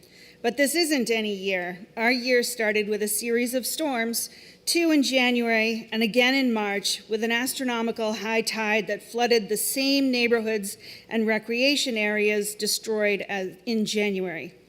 We are still cleaning up the beach. This past Sunday, my husband and I took a drive to the beach, as we do every weekend. And while my husband took our dog out for a walk, I waited in the car watching the cleanup effort still in action. The sand from the beach was washed up onto the pavement and Ocean Boulevard, so much that a small front loader had to be used to scoop up the sand and dump it back onto the beach. I watched this for about a half an hour and can see that this was a huge job and is taking a very long time to do. And this is just one of the many parts of the cleanup that is underway to prepare for the necessary visitors to our state who spend a significant portion of the projected $5 billion we take in tourism dollars on the Seacoast. So while my community is fixing roads, clearing sidewalks, repairing the beach walk, filling sinkholes in parking lots, and recovering from record flooding, we are waiting for help. FEMA toured the destruction at the beginning of February, and we are still waiting to hear what the award of help will be coming from the federal government. While I understand the thought process behind the decision the committee made, I am disappointed. I thank you, Mr. President, for reaching out earlier this week with your offer to bring the balance of our funding request, not fulfilled by FEMA, to the Joint Fiscal Committee as soon as possible. I genuinely look forward to working with you on getting the Seacoast the resources we need to be a welcoming committee to the summer tourist season. Thank you, Mr. President. Thank you, Senator Altshuler. Is there any further discussion or motions? Senator Carson is recognized for a motion. Move to table. Senator Carson has moved to table. Being non-debatable, are you ready for the question? All in favor, please say aye. Aye. Opposed? No. The ayes have it. Senate Bill 590 is laid upon the table. The Senate will be attentive to the clerk. Mr. President, could we have a 2-minute recess, please? Can we get through this bill first? We have one more bill in finance. Okay. The Senate will please be attentive to the clerk. Thank you, Mr. President. The Committee on Finance, to which was referred Senate Bill 596FN, an act relative to the definition of disability or special needs under Child Care Scholarship Program. Having considered the same, the committee recommends that the bill is ought to pass with an amendment by a vote of 7-0. Senator Rosenwald for the committee. Senator Rosenwald. Thank you, Mr. President. I move Senate Bill 596FN on to pass with amendment. This bill directs the Department of Health and Human Services to adopt rules relative to the definition of disability or special needs for purposes of the Child Care Scholarship Program. The committee amended Senate Bill 596FN to authorize the department to suspend implementation if there is insufficient funding. The committee also made an appropriation of available federal funds to the program. Senate Finance recommends passage of Senate Bill 596FN as amended and asks for your support. Thank you. Thank you, Senator Rosenwald. The bill is on second reading. First order of business is the committee amendment. Is there any discussion on the committee amendment? Seeing none, are you ready for the question? All in favor, please say aye. Aye. Any opposed? The ayes have it. The committee amendment is adopted. The bill is on second reading still. Any further discussion? Seeing none, are you ready for the question? All in favor of the ought to pass as amended motion, please say aye. Aye. Any opposed? The ayes have it. The motion of ought to pass as amended is adopted. Senate Bill 596 is laid upon the table. And now Senator Birdsall has moved for a 2-minute recess. Yes, Mr. President, 2-minute recess. I'm sorry. Senate Bill 596 is ordered to third reading. Sorry. Senator Birdsall has moved for a recess.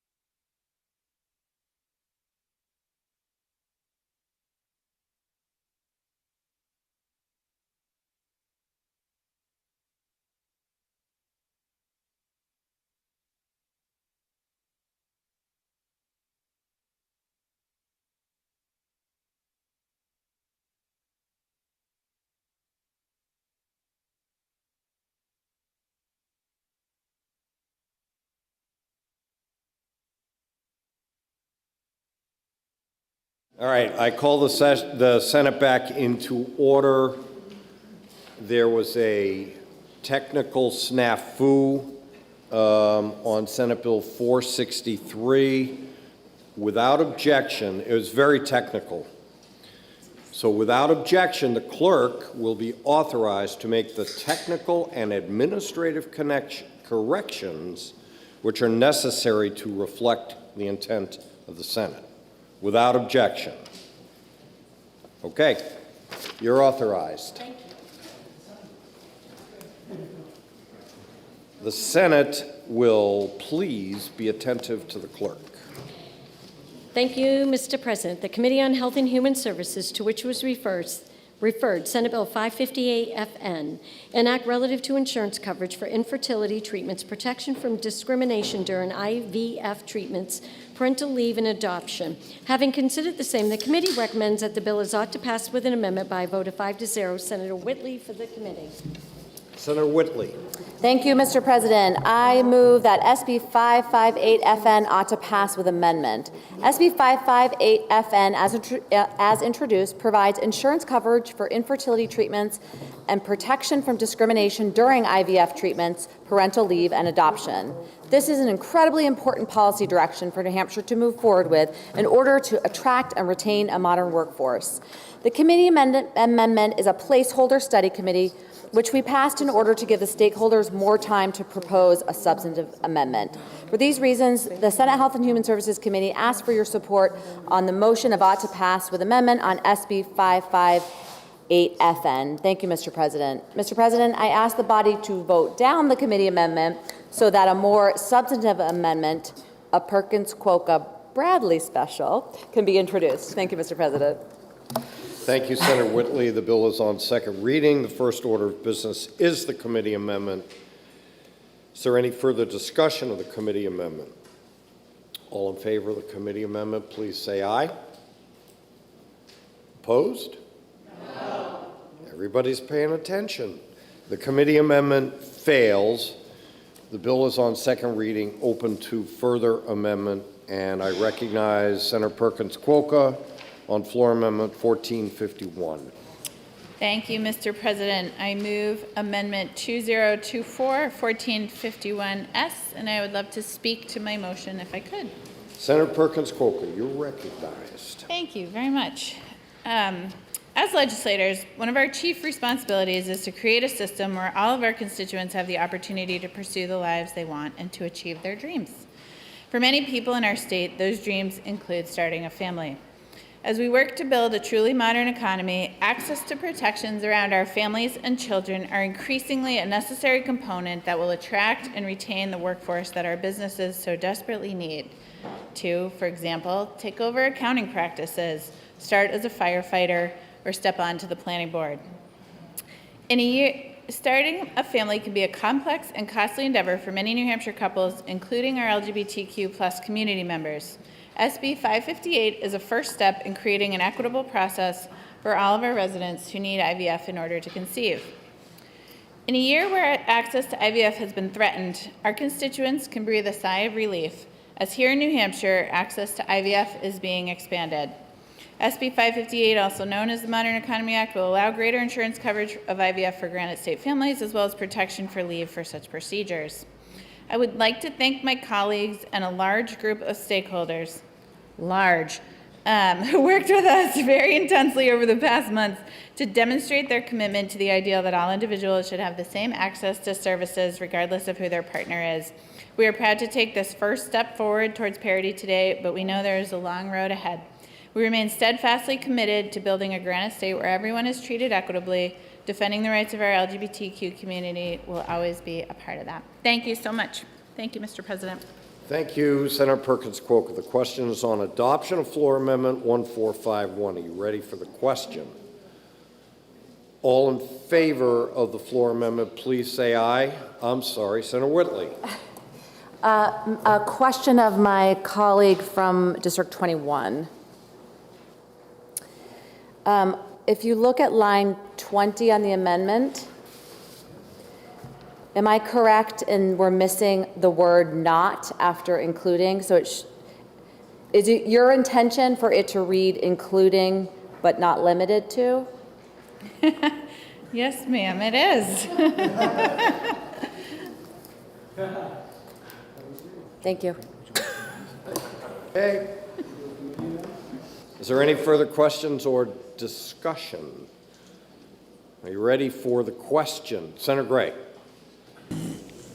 I believe that we need to special order this to the end of the day to allow the amendment, or again, have the clerk, depending upon what the rest of the senators want to do. The bill is without objection, special order to the end of the day. Senator Whitley will prepare a correcting amendment.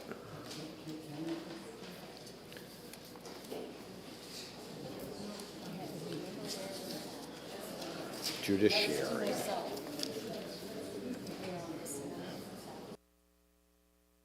The Senate will please be attentive to the clerk. Thank you, Mr. President. The Committee on Judiciary, to which was referred Senate Bill 422, an act changing several references and modifying language in parentage and birth records. Having considered the same, the committee recommends that the bill be ought to pass with an amendment by a vote of 5-0. Senator Carson for the committee. Senator Carson. Thank you, Mr. President. I move Senate Bill 422 ought to pass with amendment. This bill changes several references and modifying language in parentage and birth records. The committee amendment would put the words mother and father back into statute while still allowing all family types to be considered in parentage and birth records.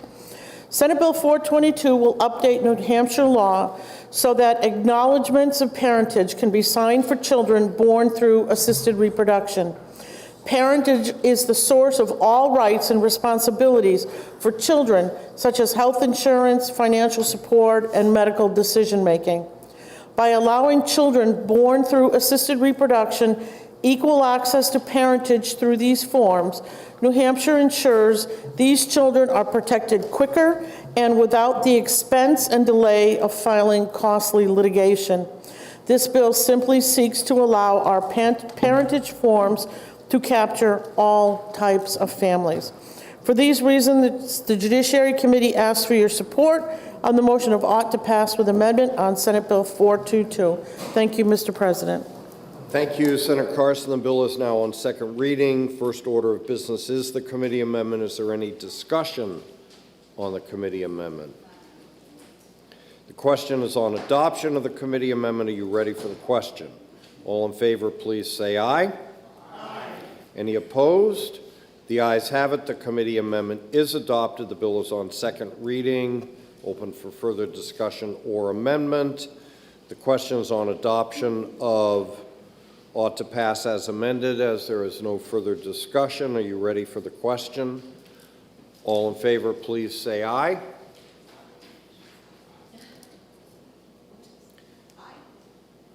The question is on adoption of ought to pass as amended. Are you ready for the question? All in favor, please say aye. Aye. There we go. Any opposed? The ayes have it. The motion of ought to pass as amended is adopted, and Senate Bill 422 is ordered to third reading. The Senate will please be attentive to the clerk. Thank you, Mr. President. The Committee on Judiciary, to which was referred Senate Bill 423, an act relative to mandatory disclosure of insurance policy limits. Having considered the same, the committee recommends that the bill is ought to pass with an amendment by a vote of 3-2. Senator Abbas for the committee. Senator Abbott. Thank you, Mr. President. I move Senate Bill 423 ought to pass with amendment. As introduced, this bill requires insurers to disclose the liability coverage limits of an insurance policy upon request by a claimant or the claimant's attorney in pre-suit. The committee amendment addresses privacy concerns expressed by insurance agencies, ensuring that the information is disclosed responsibly. Currently, New Hampshire is the only state in New England that does not require the policy limit disclosure pre-suit. Senate Bill 423 will bring New Hampshire in line with our neighboring states while saving New Hampshire citizens the time and money associated with litigation. For these reasons, a majority of the Judiciary Committee asks for your support on the motion of ought to pass with amendment on Senate Bill 423. Thank you, Mr. President. Thank you, Senator Abbas. The bill is on second reading. First order of business is the committee amendment. Is there any discussion on the committee amendment? Seeing none, the question is on adoption of the committee amendment. Are you ready for the question? All in favor, please say aye. Aye. Any opposed? Nay. The ayes have it. The committee amendment is adopted. The bill is on second reading. Is there any further discussion or amendment? And Senator Abbas, no, I'm sorry, Senator Carson, you are recognized to introduce floor amendment 1390. Thank you very much, Mr. President. Let me find this here, 1390. Mr. President, I'd like to offer the body floor amendment 1390, and may I speak to the amendment? You are recognized. Thank you, Mr. President. This tended to be a pretty controversial issue. When I was approached about bringing this legislation in, I was shocked to find out that if you had some sort of an accident, you had to actually hire a lawyer and sue in order to find out what the policy limit was, or even what kind of policy the other party carried. So in going through the public hearing, we did get a lot of comments and concerns that the insurance industry had asked about. So we made a compromise and we said, okay, we're only going to do this for auto insurance. Everybody seemed to be okay with that. So that is what is reflected in the floor amendment. And I would ask all of you to please support floor amendment 1390S. Thank you. Thank you, Senator Carson. Senator Gannon, you are recognized. Mr. President, I rise in opposition to the bill and to the amendment. The bill itself mandates the pre-suit disclosure of insurance liability limits. Even if now it only is applying to auto insurance, the bill still allows anyone to make a request for any reason to any person or any business about their policy limits. Simply put, this is a violation of privacy. This is still New Hampshire. This is still the live free or die state. It's no one's business how much insurance you carry. Claims should be based on the actual damages, not on someone's insurance policy. I think we would all agree it would be a violation of privacy to mandate the disclosure of someone's bank account or their finances if they didn't have auto insurance, but you still want to sue them, so you want to know how much money they have. It's the same philosophy. Policy information is generally given voluntarily by insurance carriers, but the information should not have to be provided if there's a reason to question the merits of a claim or the grounds for liability. Under this policy, an insurer could not decline to give out what is otherwise confidential policy information, even if a request was made for no valid reason. And remember, a claimant always has the option to file a lawsuit, in which case courts require automatic disclosure by both parties. The defendant discloses insurance information, and the plaintiff discloses information about their alleged claim. In contrast, this bill is completely one-sided. The majority of states do not require pre-suit disclosure of liability policy limits. In the minority of states that do require pre-suit disclosure, the laws are more balanced and require mutual disclosure. For example, the claimant must provide the insurer with specific information like the date of an accident, a copy of a police report, medical records, medical bills, wage loss documents, and the alleged basis for liability. Other states also include strict confidentiality provisions, protections so the information will not be admissible in court, and some even have a threshold amount of damages of at least $12,500 before there is a duty to disclose. 423 lacks these protections and balance and needs more work. In conclusion, the bill is not necessary, it is one-sided, and it is an invasion of our deeply held New Hampshire privacy rights. Therefore, I ask you all to vote nay on the ought to pass motion so I may make a more appropriate motion of interim study. Thank you, Mr. President. Thank you, Senator Gannon. We are still on discussion of the floor amendment. I think Senator Susi has a question for Senator Carson. Mr. President, if she'll take the question. Senator, now that this is limited strictly to automobile policies, which is what I understand, Wasn't the committee provided with testimony that there are some insurance companies that are already doing this anyway? Yes. May I ask a further question, Mr. President? If I may, so by reducing this just to these policies and knowing that a large segment of the industry is doing this anyway, aren't we just saving money and time for those who have been the victims of the accident to not have to pay a lawyer to file a lawsuit in order to determine if there's even any money to go after?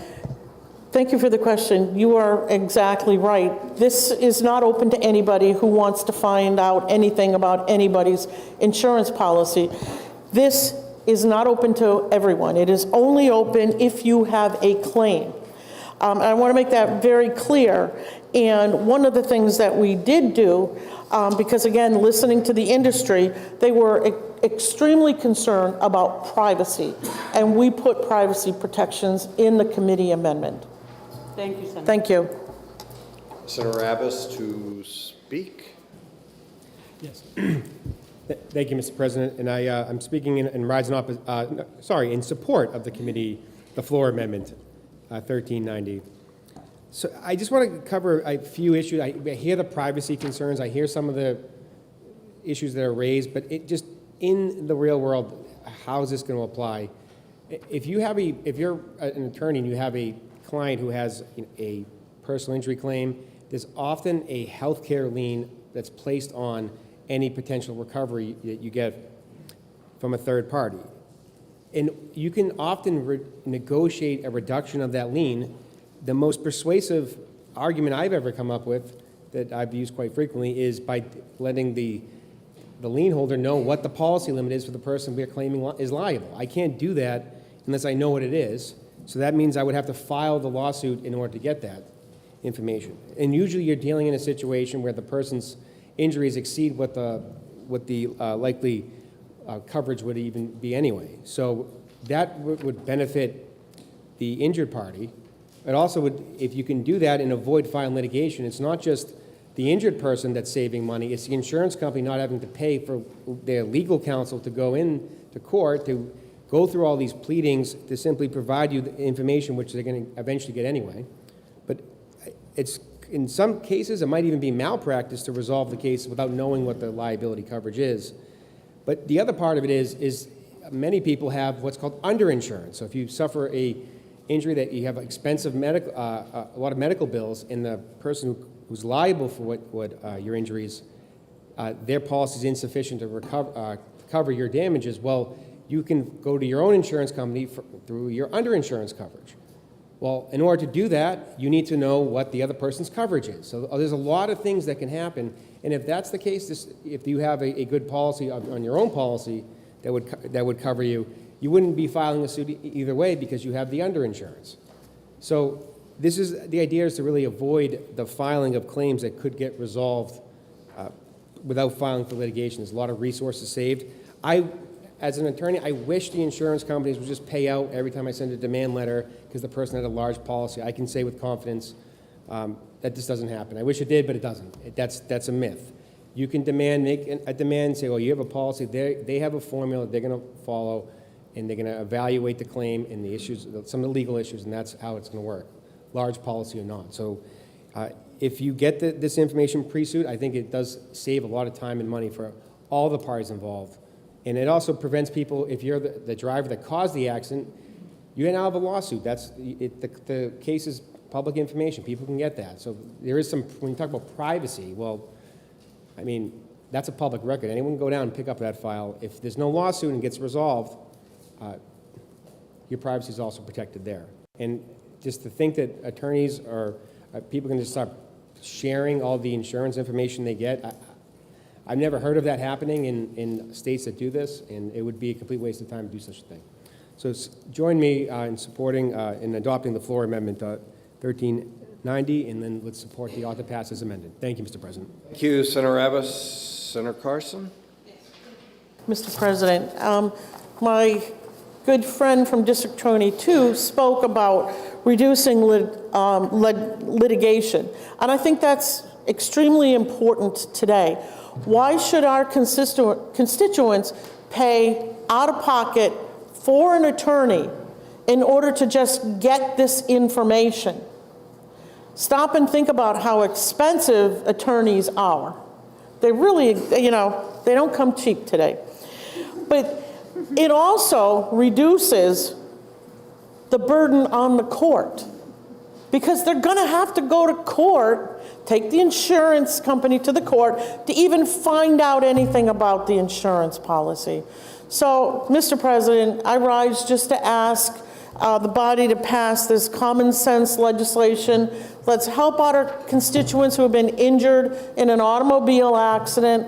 Let them get this process rolling much sooner instead of having to wait at least 60 days, according to court rules, before they can even get into court. Thank you very much, Mr. President. Thank you, Senator Carson. The question is on adoption of Floor Amendment 1390. Are you ready for the question? All in favor, please say aye. Aye. Opposed? Nay. The ayes have it.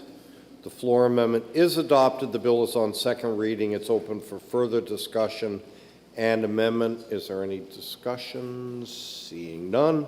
Are you ready for the question? All in favor, please say aye. Aye. Any opposed? No. The ayes have it. Senate Bill 423 has been moved ought to pass and is ordered to third reading. The Senate will please be attentive to the clerk. Thank you, Mr. President. The Committee on Judiciary, to which was referred Senate Bill 461, an act relative to repealing a construction provision of the Fetal Life Protection Act. Having considered the same, the committee recommends that the bill is ought to pass with an amendment by a vote of 3-2. Senator Carson for the committee. Senator Carson. Thank you, Mr. President. I move Senate Bill 461 ought to pass with amendment. As introduced, this bill would have repealed a provision of the Fetal Life Protection Act, stating nothing in this act shall be construed to create a right to an abortion. As amended, this bill will require healthcare providers to report certain information about abortions performed in their medical facility and requiring those medical facilities to report the information to the Department of Health and Human Services for statistical purposes. Senate Bill 461 will finally provide the legislature with critical data that it has been looking for years. Without knowing how many abortions are performed each year or what week the abortion was performed, neither side can logically argue for their positions without the data to back it up. Data collection is essential in making good public policy decisions, and to argue against such collection may mean that there is something to hide in this issue.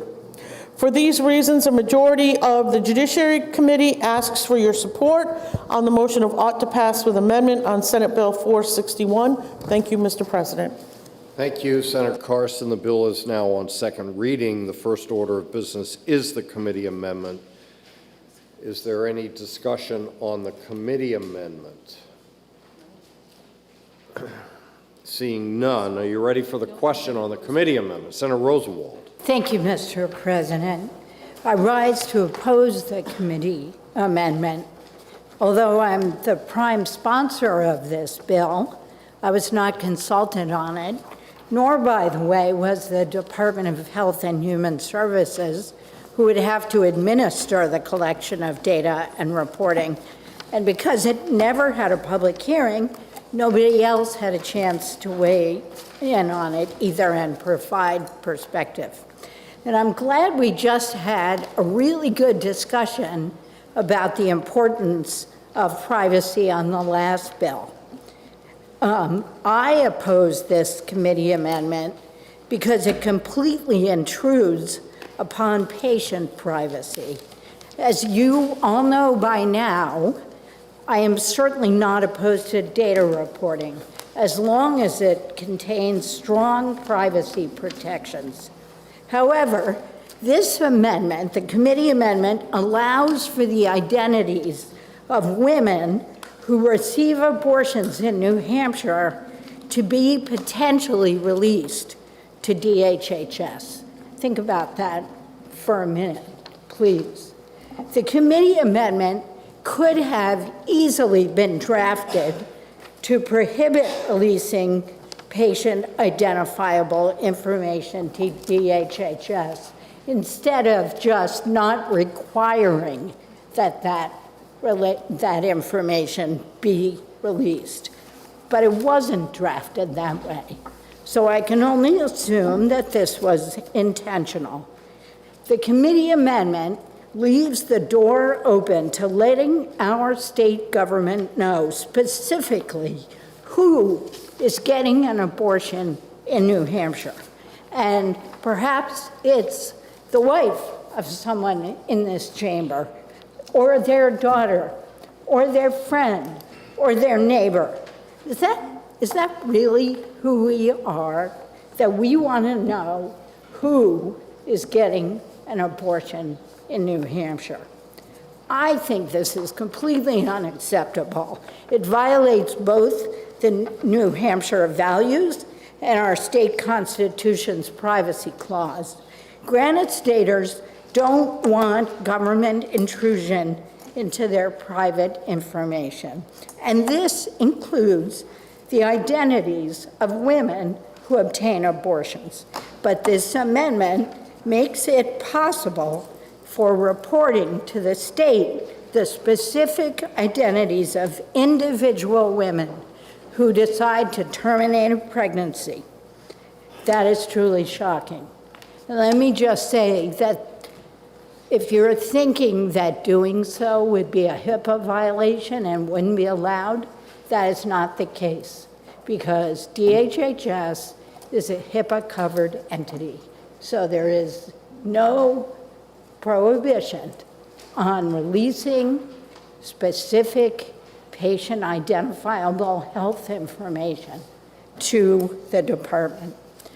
But the amendment also doesn't de-identify the providers who perform abortions, leaving our doctors at risk of intimidation and threats to their safety. We have a hard enough time attracting doctors to New Hampshire, and with labor and delivery units closing around the state, we should not be making our state a less attractive place to practice medicine. Finally, this amendment gives more work to DHHS without the financial resources to do it. I've spoken with DHHS. They project they would need 2 positions and a secure data system to comply. They can't just keep this information on an Excel sheet. It would have to be a secure data collection and reporting system. They project that the total cost for doing so in the next year would be $1.2 million of general funds. But primarily, Mr. President, I hope we will vote down this amendment as a totally unacceptable invasion of women's medical privacy for which they will not forgive us. Thank you, and I will be requesting a roll call. Thank you, Senator Rosenwald. Senator Chanley to speak. President, I too must rise in opposition to the amendment to SB 461. The bill, as introduced by the senator from District 13, was simple, efficient, and important. I was glad to sign on as a co-sponsor, and I looked forward to its passage. Removing a single sentence from the Fetal Life Protection Act, that which said, "Nothing in this chapter shall be construed to create a right to abortion," would have provided clarity in our law. While it would not have been an affirmative statement, it would have removed the negative statement. The amendment presented does nothing to advance or enhance the original bill. The amendment introduces a completely new concept, one not at all included in the original nor addressed in the public hearing. The amendment requires data collection of all those who seek and receive abortion care, but not those who spontaneously abort. The distinction stigmatizes patients and politicizes medical events and procedures. It is rife with potential abuses of privacy. It appears that there is broad support in this body for repealing the construction language. Colleagues, if there is good reason to collect data with regard to abortions and miscarriages, then let us do so in a thoughtful, private, de-identifiable way with a carefully written, fully vetted, and heartily debated bill. In the meantime, let us vote down this amendment in order to pass SB 461 as introduced. Thank you, Mr. President. Thank you, Senator Chandler. Senator Carson to speak.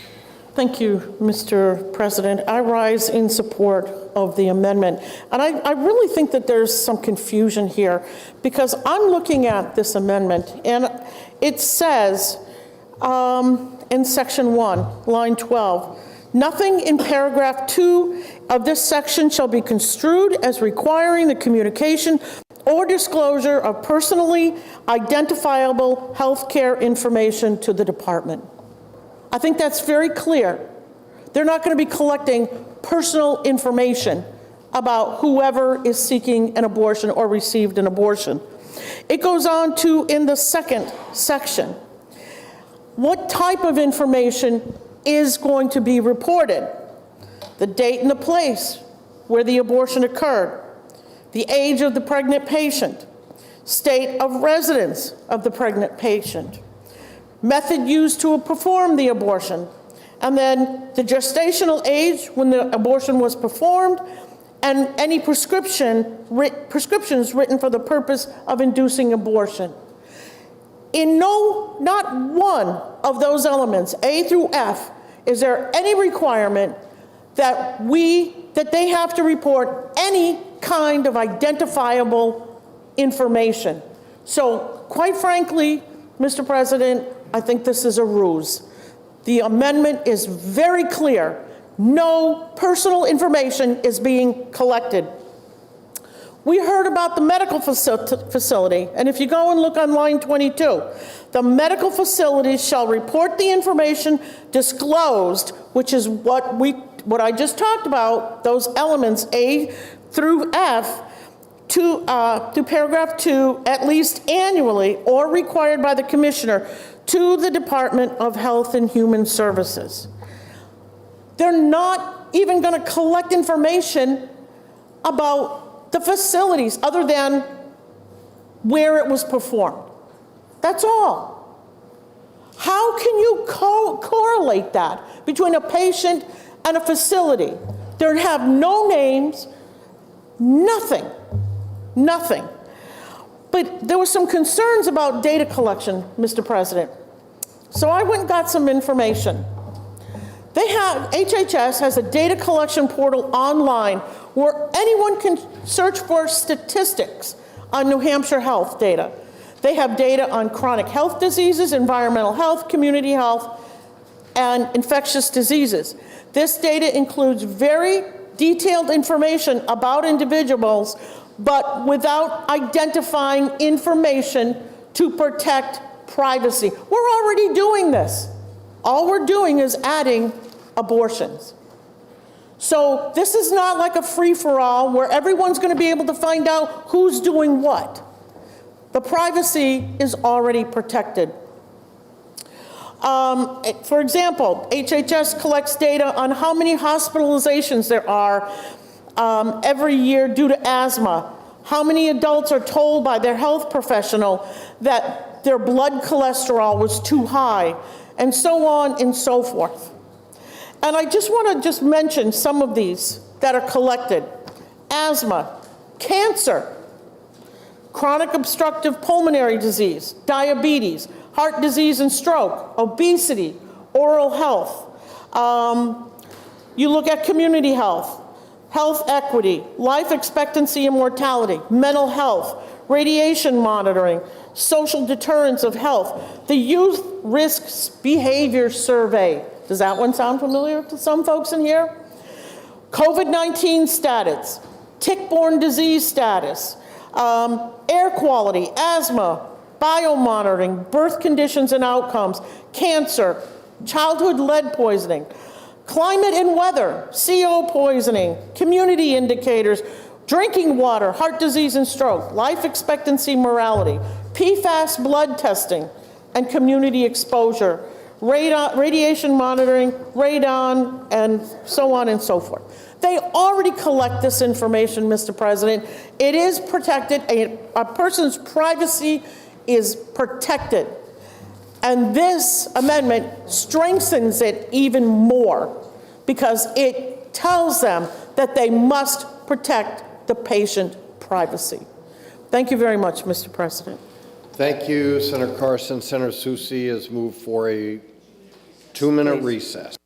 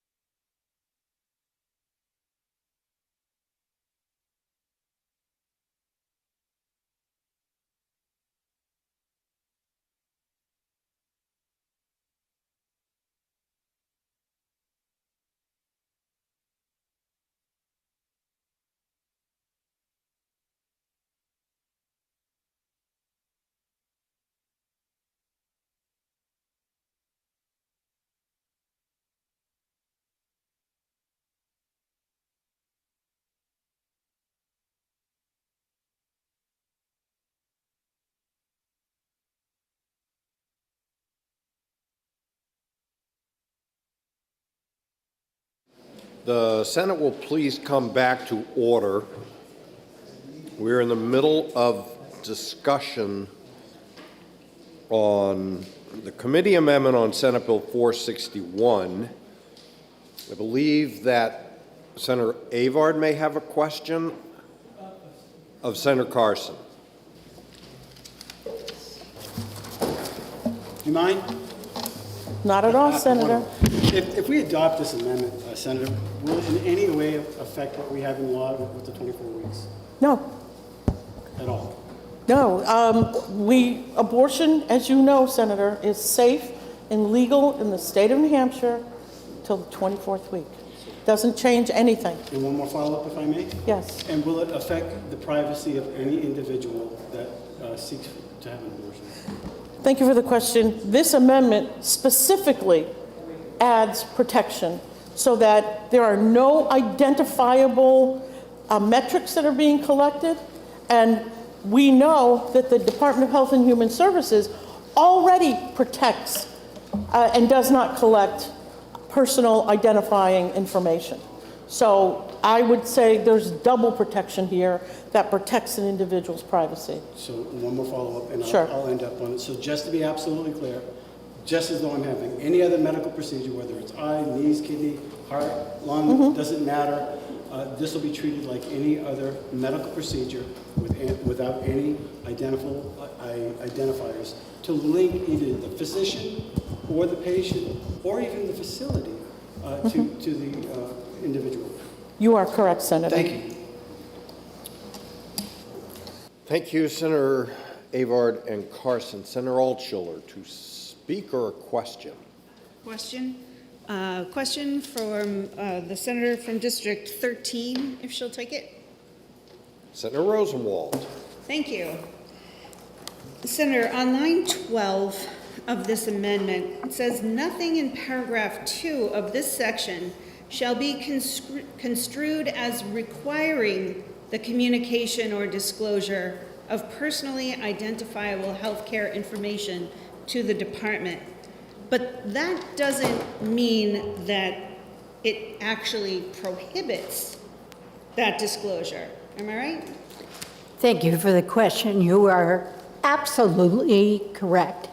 There is nothing in this amendment that would prohibit a physician or a hospital from providing the identifiable information of a patient to the department. There's a real difference between the information in paragraph 2 shall be prohibited from disclosing patient information to what is in the committee amendment, which is just, we're not going to require you to report it. This amendment doesn't prohibit it, so it could easily take place. Follow up? Follow up? So would it be possible then for the department to incentivize personally identifiable information, the disclosure of it under this amendment? I could imagine, thank you for the question, I could imagine situations where the department would hold a carrot out to providers. For example, we're going to have a special pool for Medicaid rate incentive payments, but we want this information. It's not requiring it because those rate increases would not be required. They'd be optional. Or perhaps the department could say, gee, your licensing survey is coming due. We notice you haven't provided this information. We might spend a little more time in your hospital going through these, every single department, to inspect for your licensing. Or perhaps a hospital wants to be acquired or merged, and the Department of Justice could perhaps put their thumb on the scales. So It's a dystopian universe, but I don't think it's hard to get there. And as I said, there's nothing in this amendment that prevents any doctor or any hospital from voluntarily submitting the identities of women who get an abortion to state government. Thank you. Senator Prentiss for a question.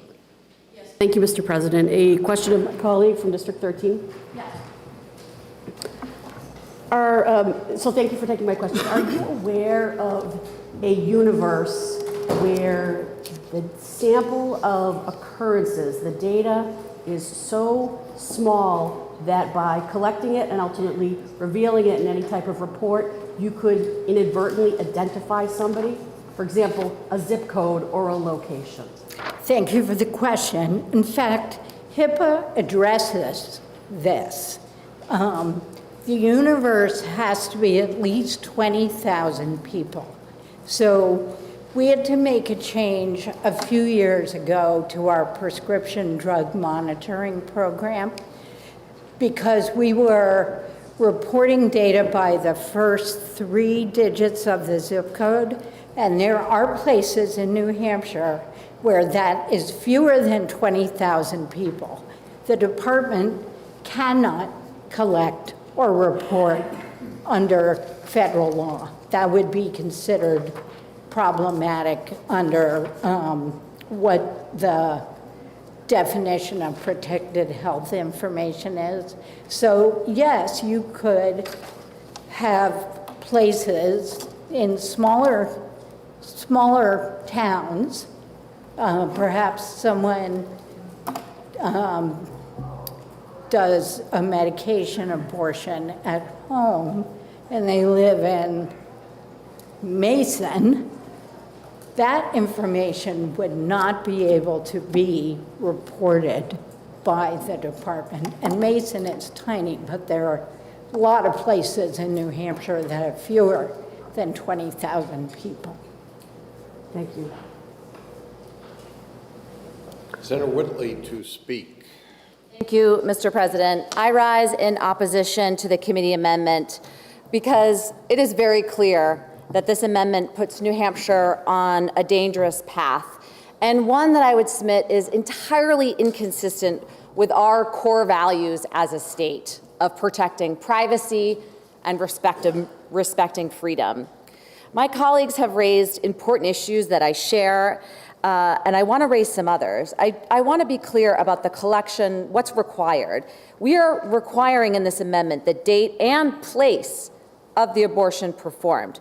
We know this, there are not many places in New Hampshire that provide abortions in the facility. So this is going to be a very small group. So to say it's not going to be personally identifiable, particularly to the provider, is disingenuous. Right here, it says we're going to have to keep the place where the abortion was performed.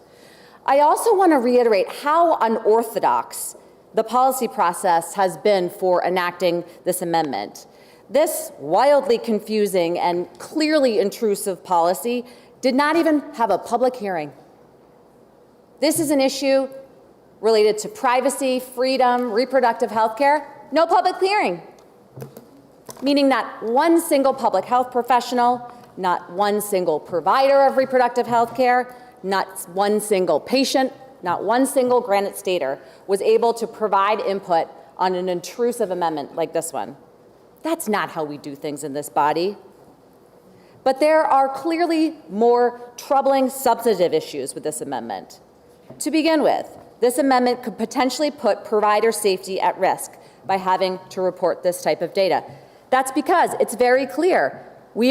Under this amendment, it is required that the date and place of the abortion performed, that's going to be in this data set. If this data was made public or leaked, the release of providers' names and location could put them in clear jeopardy, particularly in this climate. Look, we know we can't be ignorant to the fact that reproductive health care has been politicized. This is not like any other healthcare procedure at this time. It's just not. We know that. We know that hostile actors have frequently targeted abortion providers. Do we want to let that happen in New Hampshire? Lastly, what is particularly troubling to me about this amendment is I would ask my colleagues to look at line 20, where the collection of the gestational age when the abortion was performed is required to be collected. This is subsection E. And I'm not a provider, but the only way that I'm aware of to track or to collect or to confirm the date, the gestational age, is through an ultrasound. To be clear, we're not asking for an estimation of gestational age. We're asking for a clear gestational age when the abortion was performed. Meaning, in order to adhere to this reporting requirement in this amendment, providers will have to provide ultrasounds for all abortions in New Hampshire, every single one. So to be crystal clear, this legislation would mean that whether you need an early abortion at 7 or 8 weeks gestation, or an abortion much later in pregnancy for a medically urgent reason, you will now be required to get a government-required ultrasound under the policy put forth in this amendment.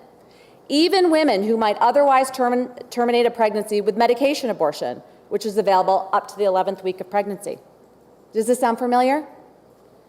In the case of abortion very early in pregnancy, the only way to clearly determine gestational duration is through an intrusive transvaginal ultrasound. I know that because I've been pregnant before. After this is forced on women under this amendment, women will then have to pay the bill, sometimes several $100s, for the forced transvaginal ultrasound that was potentially medically unnecessary and that potentially you didn't want. I think we should really let this sink in.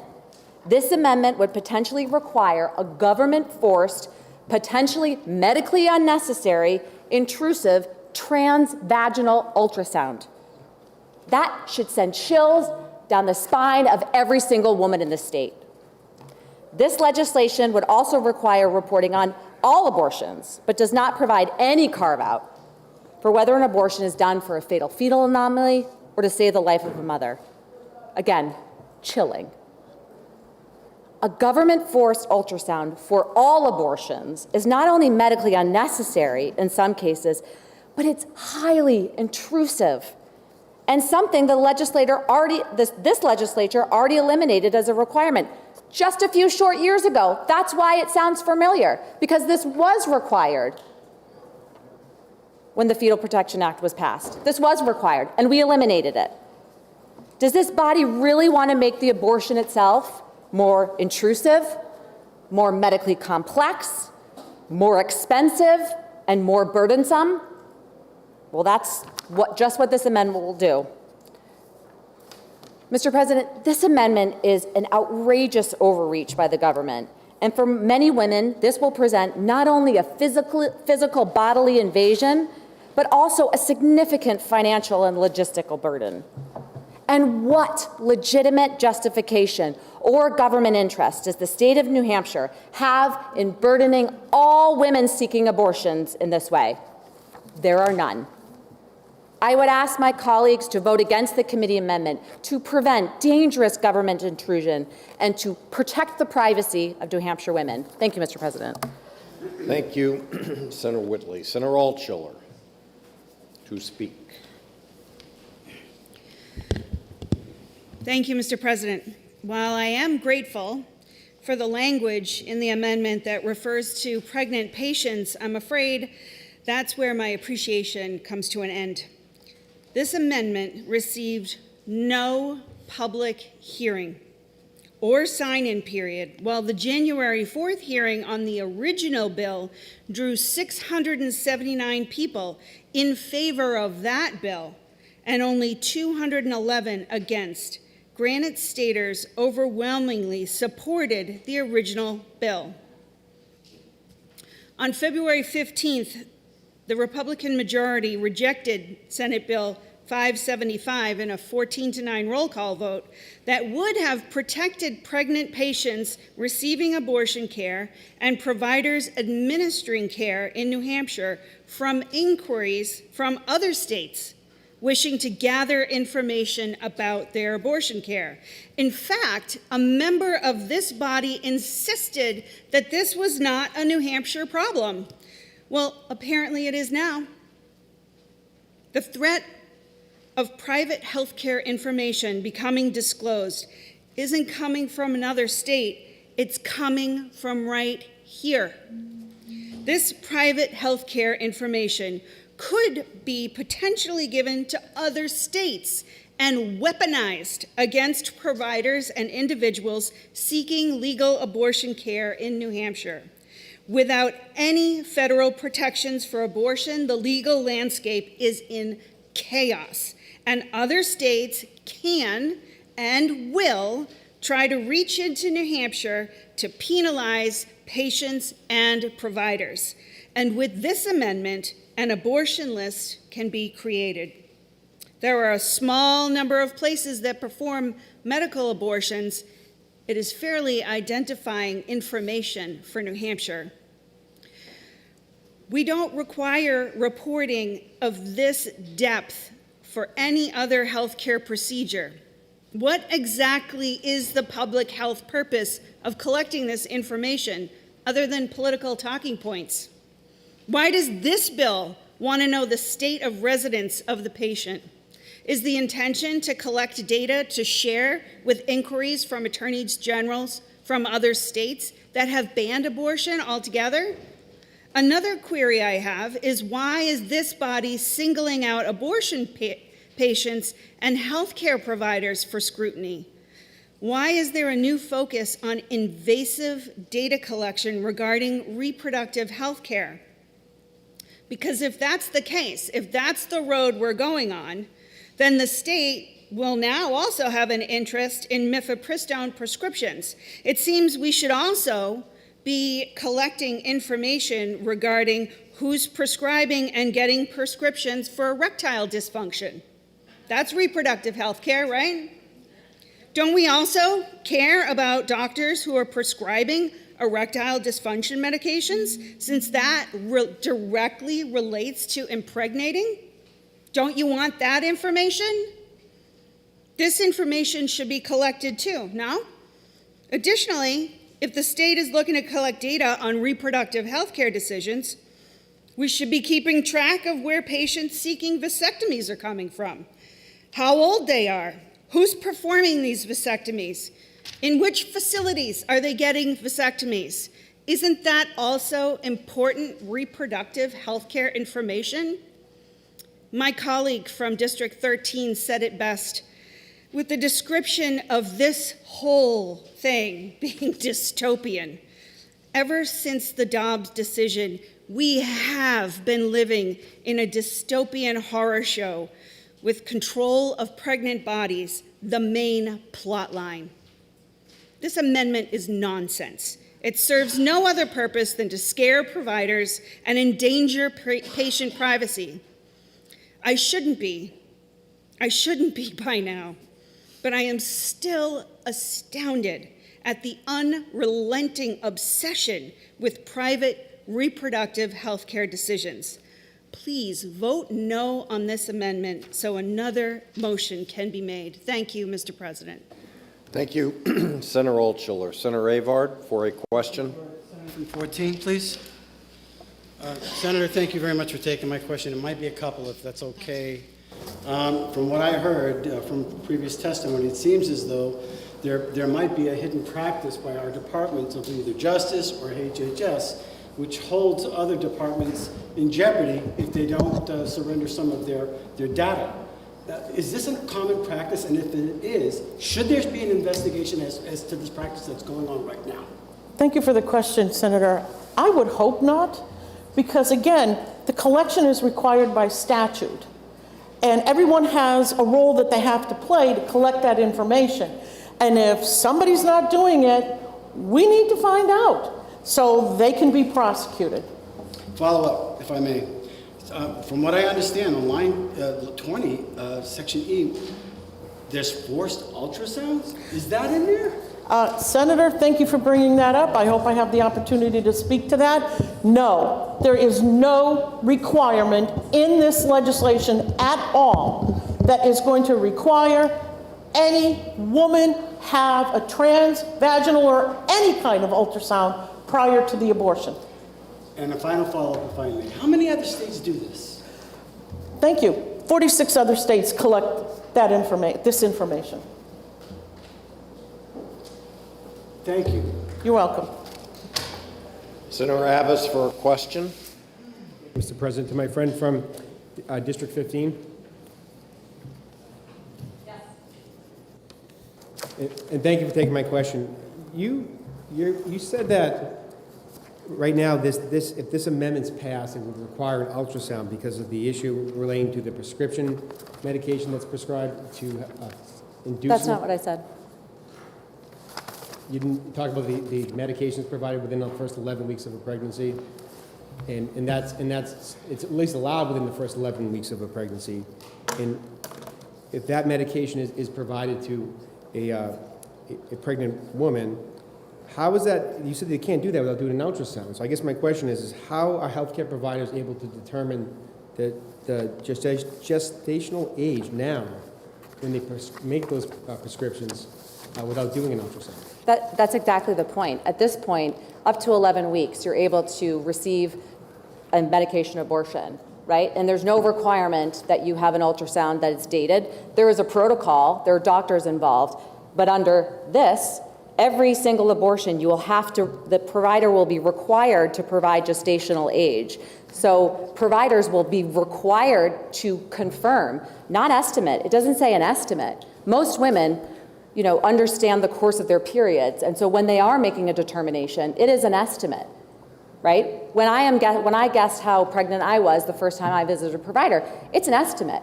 But this requirement is a requirement from the providers to determine the gestational age, not an estimate. So they're going to have to provide that, not an estimate, to actually provide the gestational age. Even for abortion medications, they're going to have to do an ultrasound because there's no other way to confirm it. So if I ask to continue, we're going to contravene sort of the typical medical procedure and the protocol for the provision of abortion medication. Can I ask a follow-up? Further follow-up. Thank you. So right now, that medication is being prescribed not based on conclusive facts. The doctors are making estimates. So I'm not a provider. There was extensive testimony in judiciary about the protocol for prescribing. Sometimes it is done via telehealth. So my understanding is that it can be prescribed without a patient always having to come in. So yes, I'm not a provider, but my understanding from their description of the protocol is that it sometimes is prescribed. But under this, every single time now, if it's going to have to be reported, that individual is going to have to come in person, have a transvaginal ultrasound, so that can be reported. So that is contrary to the protocol that is used by many providers in our state. Thank you. Thank you. Senator Lang for a question. For the senator from District 13. Thank you. So I'm a technologist by trade, so I got a little nervous when you were talking about the fact that DHS needs to get a secure data portal, a secure data storage for this data that's being requested. But given the information that was provided by the senator of District 13 about all the other medical data types and data points we collect of our New Hampshire citizens, mental health being one of them, some of the most private data I can think of, is it your understanding that this data is unsecured and there is no secure data repository, or can the citizens be secure knowing that there is a secure data repository and their data is safe? So thank you for the question. Almost all of the data reporting now is done based on the Comprehensive Claims Database, which captures almost every medical claim which is paid. I don't think it includes Medicare, but it includes commercial insurance, Medicaid, and self-pay. That is all very strictly managed, and the public does not have access to that database.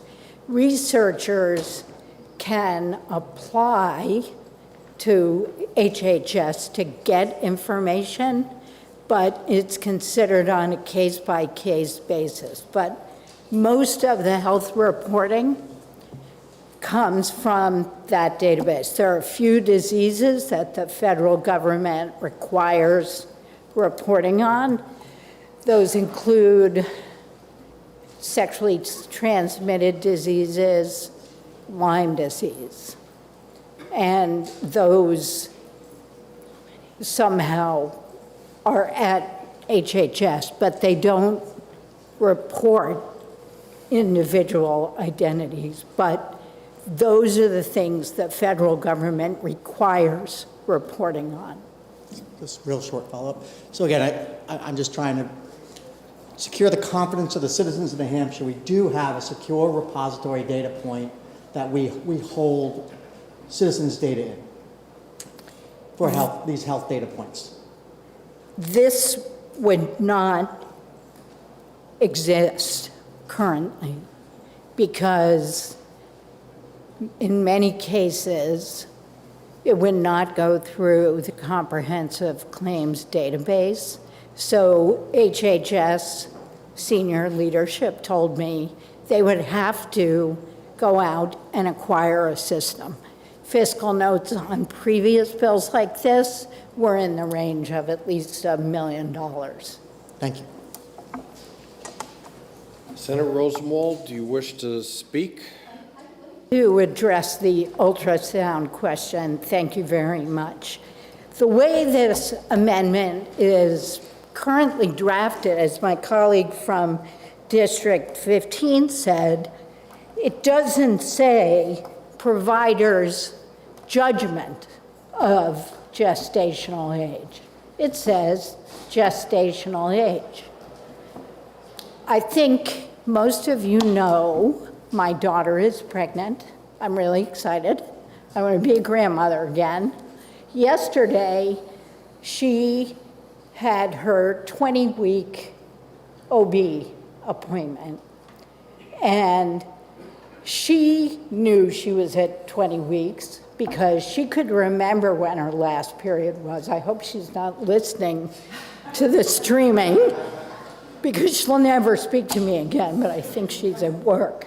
But when she had her 20-week ultrasound, one of the things they said to her was, yes, this looks like a 20-week fetus. So ultrasound is used to confirm the gestational age, which is what's required here. What isn't required is the provider's judgment. What is required is some kind of confirmation, and that really only can be done by ultrasound. Thank you, Mr. President. Thank you, Senator Rosenwald. Senator Gendro for a question of? Senator from District 15. Senator Whitley. If she'll take my question. Sure. Thank you. So would you believe that statistics show that women, mothers that are pregnant, that are choosing an abortion, once they get the ultrasound, and it's very, very high statistics, once they get that ultrasound, hear their baby, see their baby, hear their heartbeat, will walk away from an abortion? Would you believe that? I would not believe that, no. Okay, statistics show that. And about, I think it was 3 years ago, 72% of mothers intending to have an abortion walked away from that abortion and had their baby. I'm aware of actually contrary data, so no, I'm not aware of that, the data you're referring to. Thank you. Senator Birdsall to speak. Thank you, Mr. President. As the good senator from District 14 says, we've had a really robust conversation today.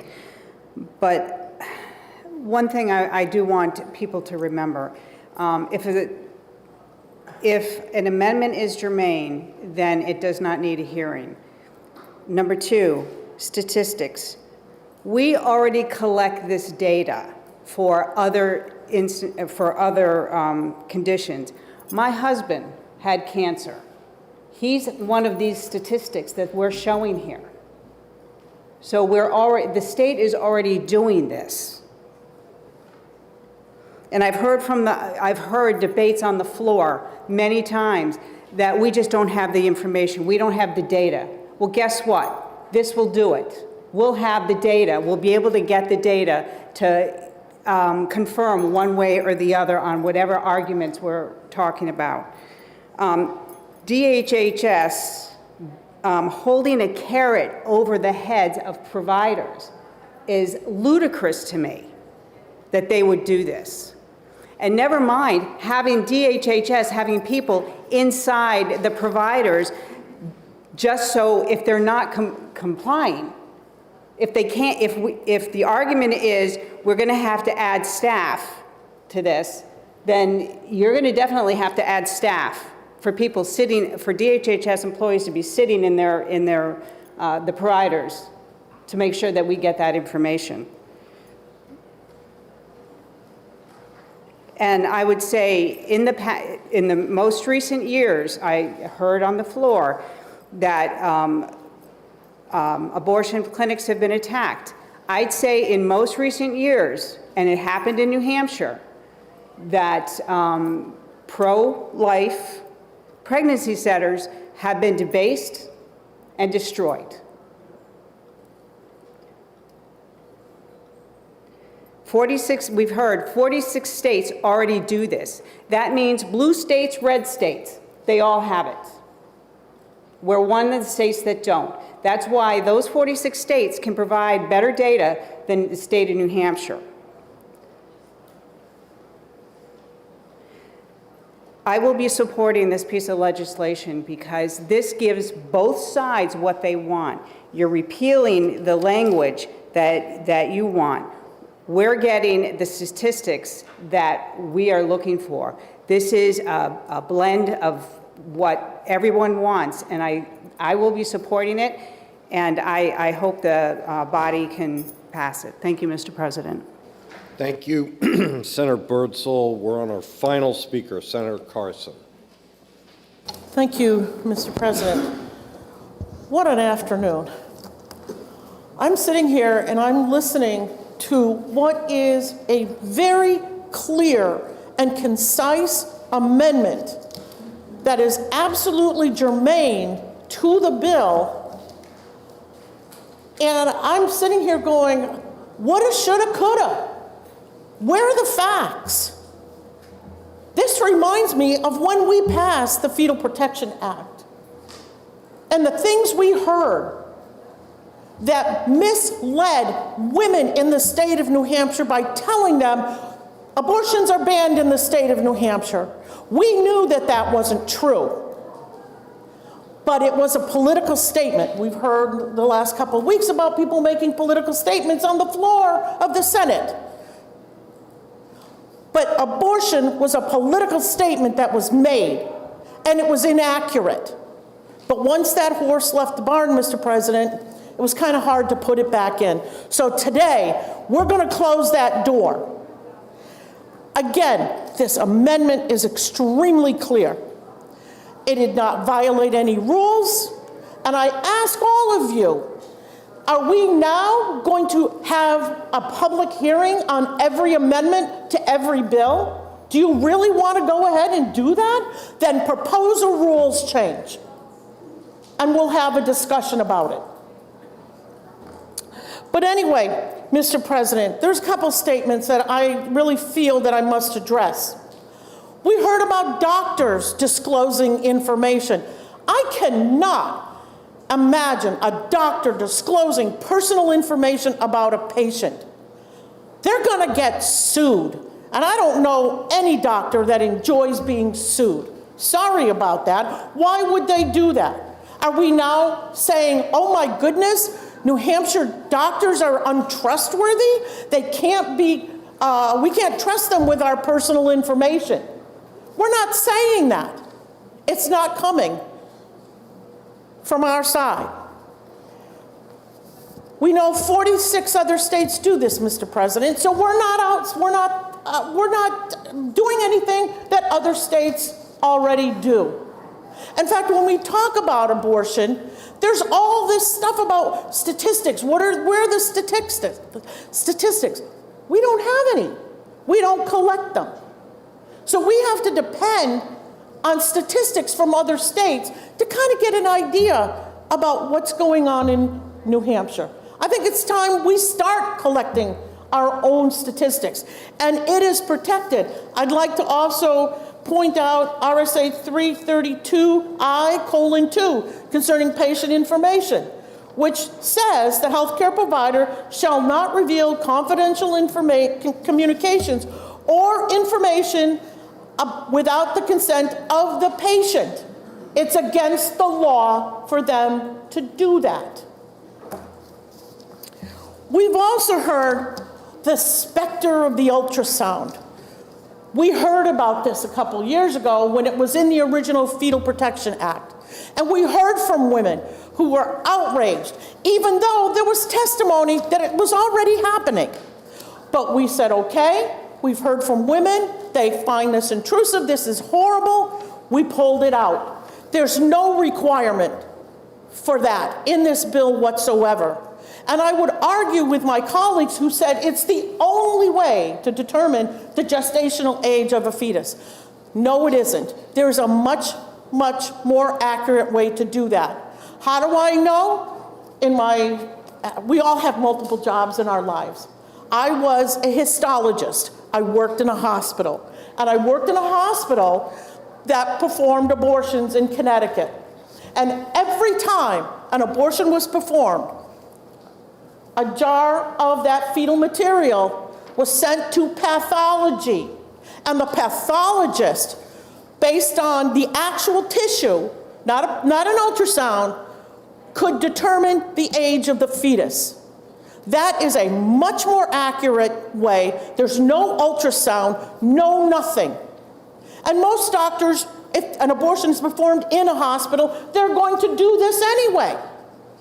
So there's no ultrasound requirement. This is just more misinformation to scare women of the state of New Hampshire, and I think that needs to stop. It needs to stop here today. I can't say it enough. I can't say it loud enough.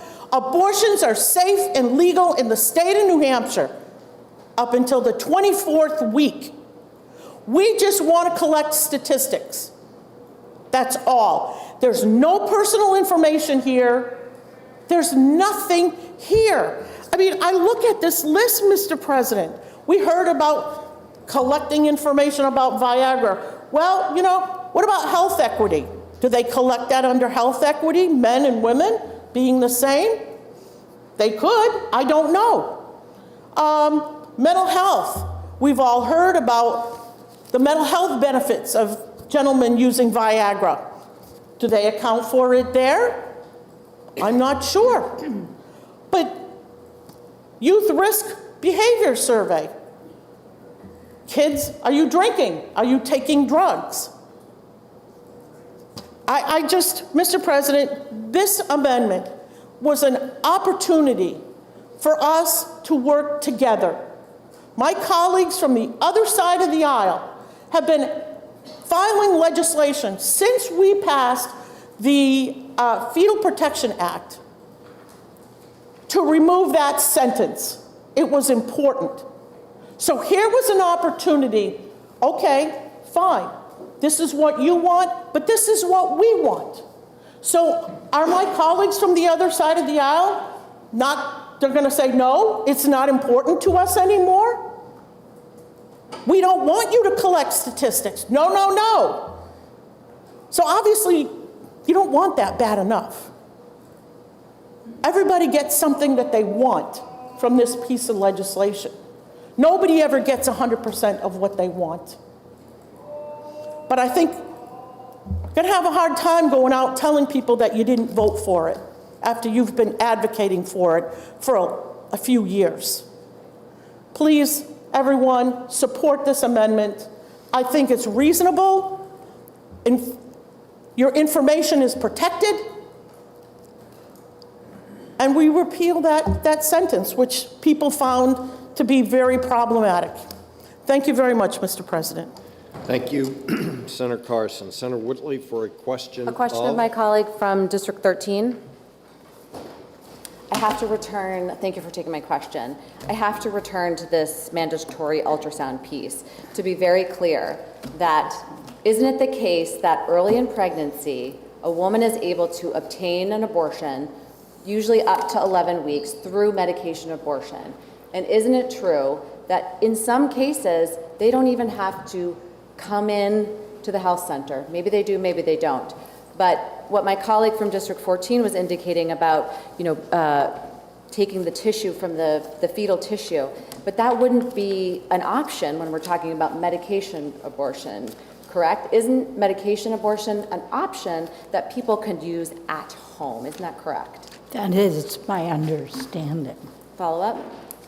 So what we're talking about is in those cases where someone can obtain medication abortion for an abortion early in pregnancy, they can do it at home. We are now changing that protocol under this requirement, and now they're going to have to get an ultrasound to confirm the gestational age. The way I read this and understand it is that if there were any lack of clarity about when the woman's last period was, and who can remember, then there would have to be confirmation, and it would be done by a transvaginal ultrasound up to 11 weeks. Last follow-up? And would you believe that as a woman, it is very hard to sometimes remember the date of your last period? I would believe that. Okay, thank you.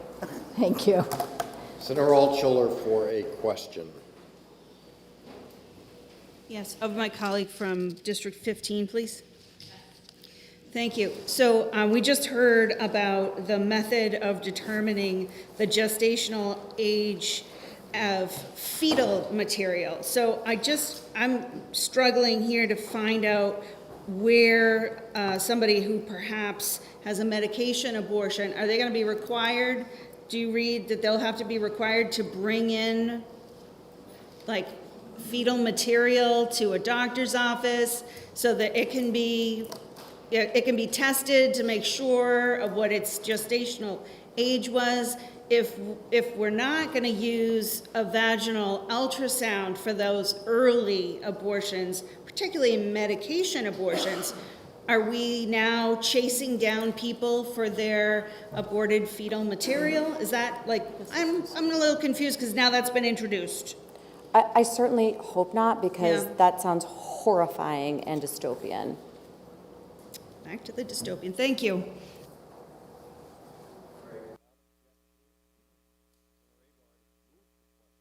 We have one speaker remaining, Senator Carson. Mr. President, I can't believe what I'm hearing here. I really and truly cannot. You know, when it comes to the abortion medication, there are protocols in place. You can only take it up to this point, and that has to be confirmed with the doctor. How they do that is up to them. They're going to do it anyway, because if they give it to them afterwards, there is some really serious healthcare implications. But it seems, Mr. President, everybody's just throwing everything out there but the kitchen sink, and I'm waiting for the kitchen sink. It's just, I mean, there's no requirement for any kind of testing here. No ultrasound, no nothing. People, I can't believe we're just making this stuff up. Just making it up because you don't want to vote for statistics. You would like to vote on the piece you want. It's just incredible. I can't believe the stories that I'm hearing here because they're not based in reality and they're not based on truth. The legislation is very, very clear. But I know, Mr. President, when election time runs around, we're all going to see the bailers. We're all going to see them, just like we did a few years ago, distorting the facts. The people, the women of this state deserve better than that. They deserve much better than that. They deserve clear and concise information. And all I've heard this afternoon is misinformation. As I said before, Mr. President, shoulda, coulda, woulda. Thank you very much. Roll call. Thank you, Senator Carson. Senator Avard has moved the question. Senator Rosenwald asked for a roll call, and Senator Avard seconded it. And Senator Rosenwald is recognized for a parliamentary, and if the Sergeant-at-Arms can make sure that Senator Langham Waters. I'll make it really long. You're going to be really long? Cindy, they're in there probably eating snacks. They're eating snacks. Eating snacks. They're skipping my PI.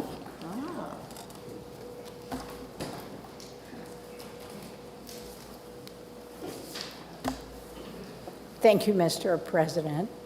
If I agree 100% with my colleague from District 14 that the women of this state deserve better, and I understand that this committee amendment does not prohibit the disclosure of the identity of women who obtain an abortion in New Hampshire. And further, if I understand that there's a difference between not prohibiting something and not requiring something, would I now vote no on the committee amendment? Thank you. If you are in favor of the committee amendment, you would vote yes. If you are opposed to the committee amendment, you would vote no. The clerk will please call the roll.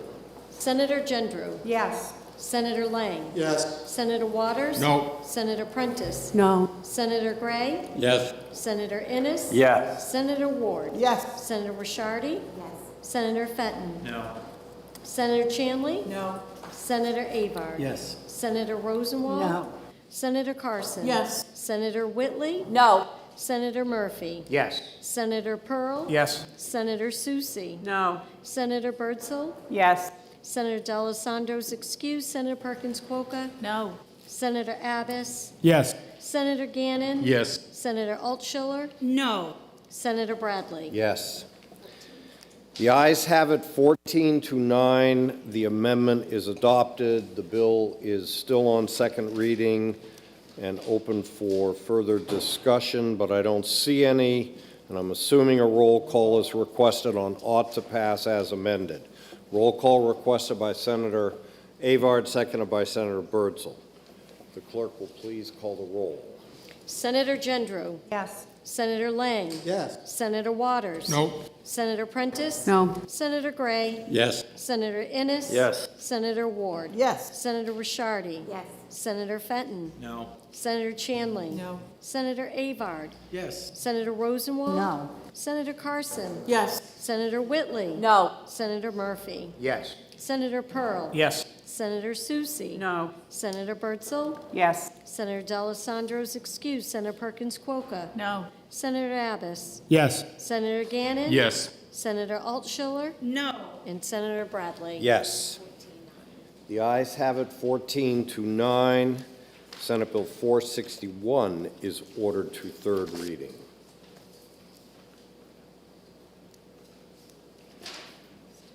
The Senate will be attentive to the clerk. Thank you, Mr. President. The Committee on Judiciary, to which was referred Senate Bill 562 FN, an act relative to state recognition of biological sex. Having considered the same, the committee recommends that the bill ought to pass by a vote of 3-2. Senator Abbas for the committee. Senator Rishardi, I believe you have a motion. Move to table. Senator Rishardi has moved to table Senate Bill 562. It's non-debatable. If you're in favor of the motion to table, you would say aye. Opposed, no. Are you ready for the question? Mr. President, if I know that school hate crimes targeting LGBTQ+ people have sharply risen in recent years, climbing fastest in states that have passed laws restricting LGBTQ student rights and education. Would I vote yes on this tabling motion? If you're in favor of tabling, you would say aye. If you're opposed, you would say no. Are you ready for the question? All in favor, please say aye. Aye. Opposed? The ayes have it. Senate Bill 562 is laid upon the table. The Senate will please be attentive to the clerk. Thank you, Mr. President. The Committee on Judiciary, to which was referred Senate Bill 593, an act relative to possession of firearms in safe school zones. Having considered the same, the committee recommends that the bill is inexpedient to legislate by a vote of 3-2. Senator Abbas for the committee. Senator Abbas. Thank you, Mr. President. I move Senate Bill 593, inexpedient to legislate. This bill would prohibit carrying a firearm in a safe school zone. This bill would place restrictions on people's Second Amendment rights for law-abiding citizens and would do nothing to increase the safety of the school students or the staff. Senate Bill 593 would not deter those with ill intentions for committing heinous acts. This bill would be to the detriment of lawful gun owners who would have their freedoms and liberties curtailed and their rights diminished. For these reasons, a majority of the committee asks for your support on the motion of inexpedient to legislate on Senate Bill 593. Thank you, Mr. President. If I may speak further on the motion. Senator Abbas, you are recognized to continue. So this would make it a Class A misdemeanor for someone to carry a firearm in a safe school zone, which is essentially any school property. First of all, it doesn't actually discuss the mens rea, so whether it's knowing or if it's accidental, but that issue aside, I always look at this, what's going to happen if this, what does this address? How does this address the harm that you're trying to prevent? And does this accomplish that? We heard testimony saying that this was needed to prevent tragic incidents on school property. So I guess a Class A misdemeanor, are we confident that that is going to deter a person who has ill intention? It's already a Class A misdemeanor, by the way, to use or to carry a firearm while committing or attempting to commit a violent crime. It's already a Class A misdemeanor. So to the extent that that's a deterrent of this tragedy, it's already a Class A misdemeanor beyond the other ill intentions that they have. I think seeing a sign that says gun-free zone is not going to deter someone at all. It's simply putting up a sign saying, this is a gun-free zone, but what does it actually prevent? Now, I've heard people make comparisons to courthouses and that they don't allow firearms. First of all, to enter a courthouse, most members of the public have to walk through a metal detector. There's also court officers, which essentially are security inside the facility. Also, that's quite common to have several police officers who are on duty in the building as well, who are there for various cases. So to compare the two, by the way, I don't believe is a fair assessment. Often most people are in court under, sadly, less than ideal circumstance. So again, it's not a reasonable comparison. But I guess my question is, and I'll keep asking, how does this prevent someone from coming to a school and causing a harm? People are saying, well, if you see a firearm, they'll know right away. We'll automatically call for a lockdown. That's what they want to do. To enter schools, the buildings aren't just open for members of the public to freely walk in. You have to, schools, people check in when they go. They're then let into the building. That's what happens in schools. You can't just walk in. So if someone's allowed into the building, that's when that threat assessment should be made either way. If there's someone in the school who's not authorized to be in the school, whether they're carrying a firearm or not, that should be considered a threat in and of itself because a person's entered the building without authorization. And schools continuously would, if that does happen, they do go on lockdown while that person's in the building. Again, firearm or no firearm, that's what happens. So I don't believe this bill is addressing the concerns that was raised by the testimony. So I would just point out, for that reason alone, I believe in a motion of inexpedient to legislate is appropriate. So please join me, support the committee's recommendation of inexpedient to legislate. Thank you, Mr. President. Thank you, Senator Abbas. The motion is inexpedient to legislate. Is there any further discussion? Senator Fenton. Mr. President, I rise in opposition to the motion of ITL on Senate Bill 593. This is a bill aimed at addressing the pressing issue of firearms on school property. As a concerned citizen, legislator, and above all else, a parent with young children, I firmly believe that this legislation is pivotal for ensuring the safety and security of our schools and communities. Senate Bill 593 marks a critical stride towards maintaining safe learning environments. By prohibiting firearm possession on school grounds, this bill serves to diminish the risk of gun-related incidents and instill a sense of safety among students and educators and parents alike. The necessity of 593 cannot be overstated, particularly in its potential to avert tragedies. Too frequently, we witness firearm-related incidents in schools resulting in injury, loss of life, and enduring trauma for those involved. By enacting clear restrictions on firearm possession within school boundaries, we can proactively reduce the likelihood of such incidents, thus safeguarding the lives and well-being of our school communities. This legislation is essential for identifying potential threats. Recent events, such as the hospital shooting here in Concord, underscore the importance of immediate threat recognition. Currently, adults can enter a school with firearms undetected, placing educators and students in perilous situation should the teachers initiate lockdowns upon spotting an armed individual, or risk ignoring a potential threat capable of inflicting mass harm. This bill addresses the critical gap by requiring firearms to be kept in vehicles while on school premises, ensuring swift threat identification and response. Furthermore, Senate Bill 593 permits law enforcement and active duty military personnel to remain armed, maintaining necessary security measures. As someone who experienced a Columbine shooting as a sixth grader, I am acutely aware of the impact such tragedies have on school communities. We owe it to our children to provide environments free from fear and violence, but most importantly, be proactive. Senate Bill 593 reinforces our societal commitment to prioritizing safety in educational settings. By fostering secure learning environments, we empower students to focus on their studies, personal growth, without distraction or fear. As a gun owner, Mr. President, and a parent, I value my Second Amendment rights, while recognizing the need for responsible firearm regulation, especially in sensitive environments like schools. Senate Bill 593 strikes this balance effectively, respecting individual rights while prioritizing public safety. By enacting Senate Bill 593, it is a proactive step towards enhancing the safety and well-being of our schools and communities. Thank you, Mr. President. Thank you, Senator Fenton. Senator Altshuler to speak. Thank you, Mr. President. In a school setting, one can't ever dismiss a potential threat as not real, because given the reality of the proliferation of permissive gun laws and subsequent mass shootings, we just don't know which is a minor threat and which is a potential mass casualty. Our schools have years of training to address threats of active shooters because we have allowed a culture of more guns everywhere to flourish. It's not helping make us safer, not even a little bit. Let me share a short excerpt from a press release from the U.S. Attorney's Office of New Hampshire.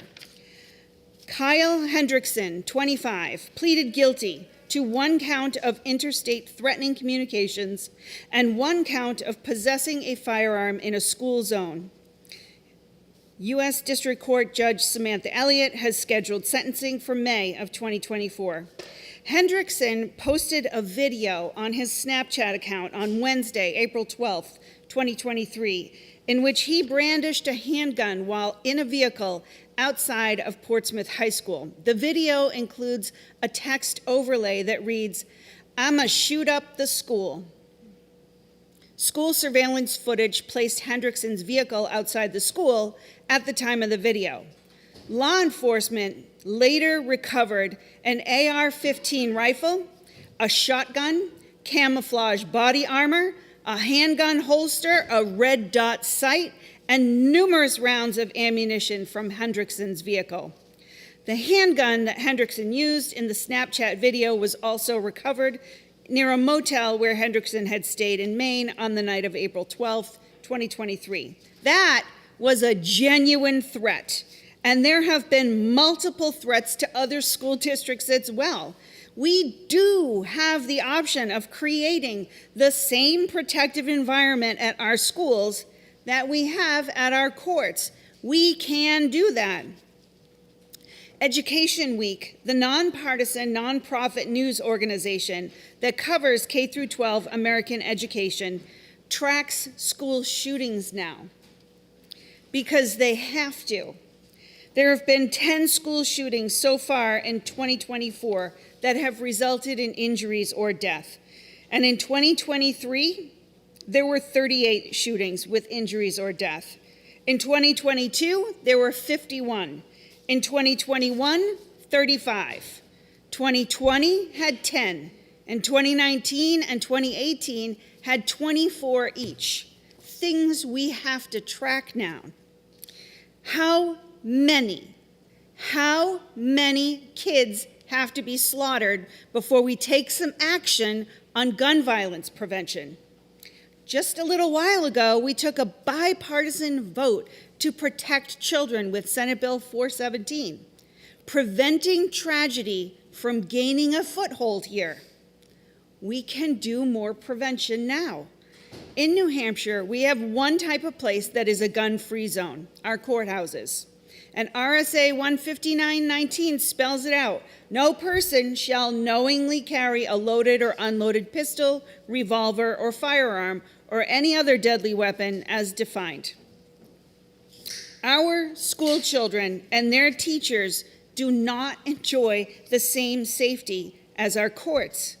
We reinforce their danger with every lockdown drill, ALICE protocol, which stands for Alert, Lockdown, Inform, Counter, and Evacuate. We're training kids and teachers to counter gun violence. Crazy.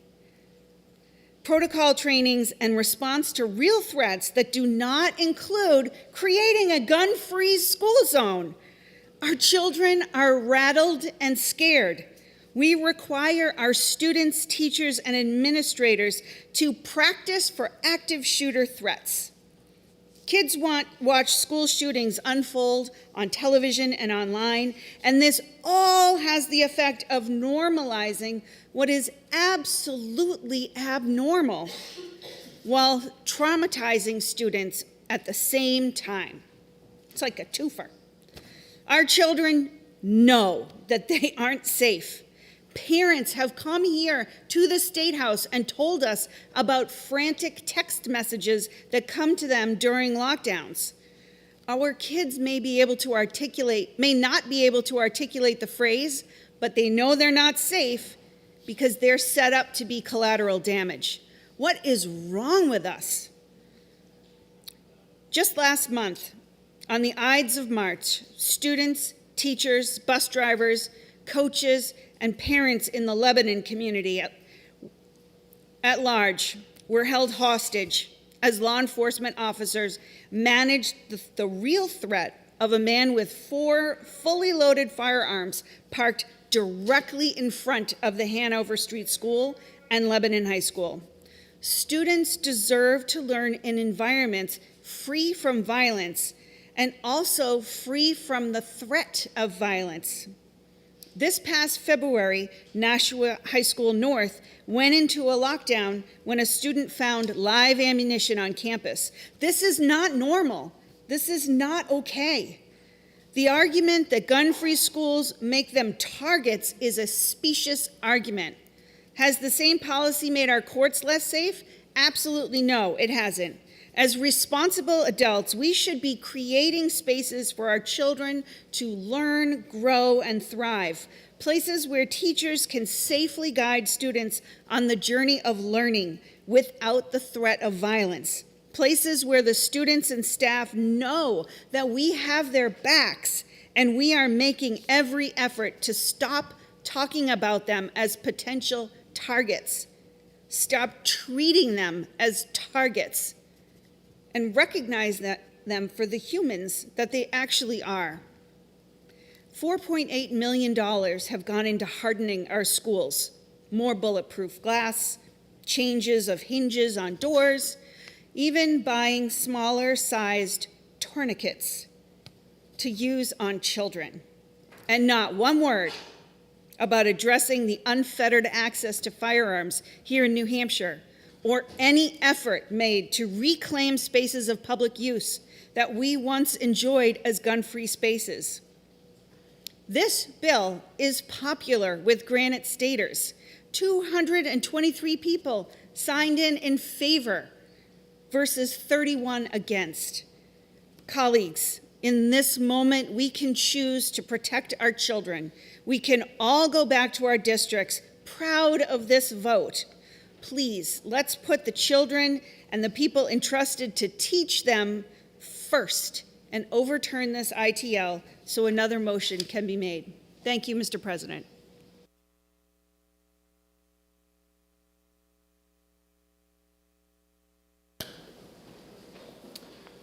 Thank you, Senator Altschiller. I have no other speakers signed up. Senator Carson. Thank you, Mr. President. During the hearing on this bill, we heard some very interesting testimony about how ineffective gun-free school zones are. This is not a new concept. In fact, the federal government tried to require every school in the country to be a gun-free zone, but the Supreme Court of the United States found that law to be unconstitutional. So this has been around for decades, yet these zones have never been proven to save lives or keep our kids safe.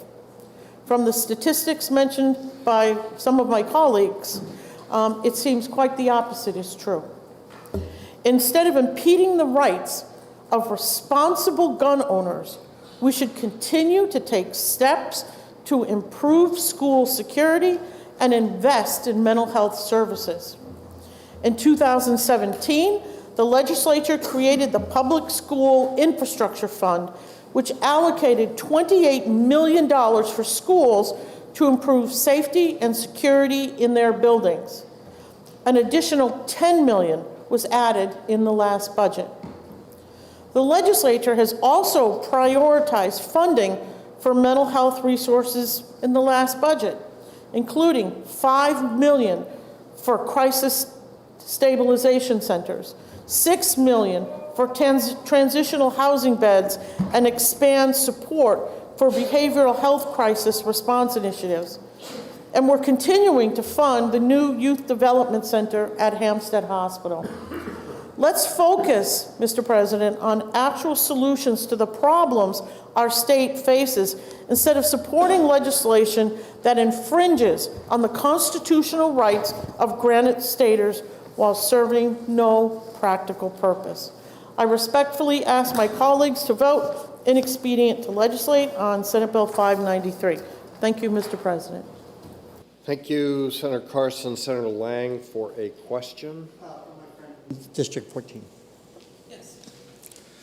So year after year, New Hampshire is voted and ranked as one of the safest states in the country. Why do you think that is? Well, thank you for that question, Senator, and I love the fact that you bring up we are the safest state in the nation. In part because we do not fund the police, we do not have sanctuary cities, we don't support them, and we do not infringe on the Second Amendment rights of law-abiding Granite Staters. Thank you very much. Senator Fenton for a question. Colleague from District 24. Yes, sir. Wasn't Maine ranked as one of the safest states in America as well? It was until the Lewiston shooting. Thank you. Yes. Senator Pearl for a question. Mr. President, for my colleague from District 14. Is there any evidence that this bill would save lives, as our colleague on the other side of the aisle believe? Thank you for the question. No, there isn't. And I find it interesting that was just a reference made to the shooting in Maine. That wasn't a school shooting. That was something very, very different. And I think we need to be very careful when we're talking about these instances because a school shooting is very, very different. But in fact, Senator, at the public hearing, we heard just the opposite.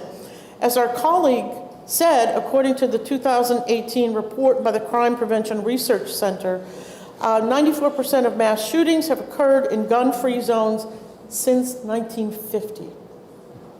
Thank you. Thank you. Senator Murphy for a question. A question for the senator from District 22, please.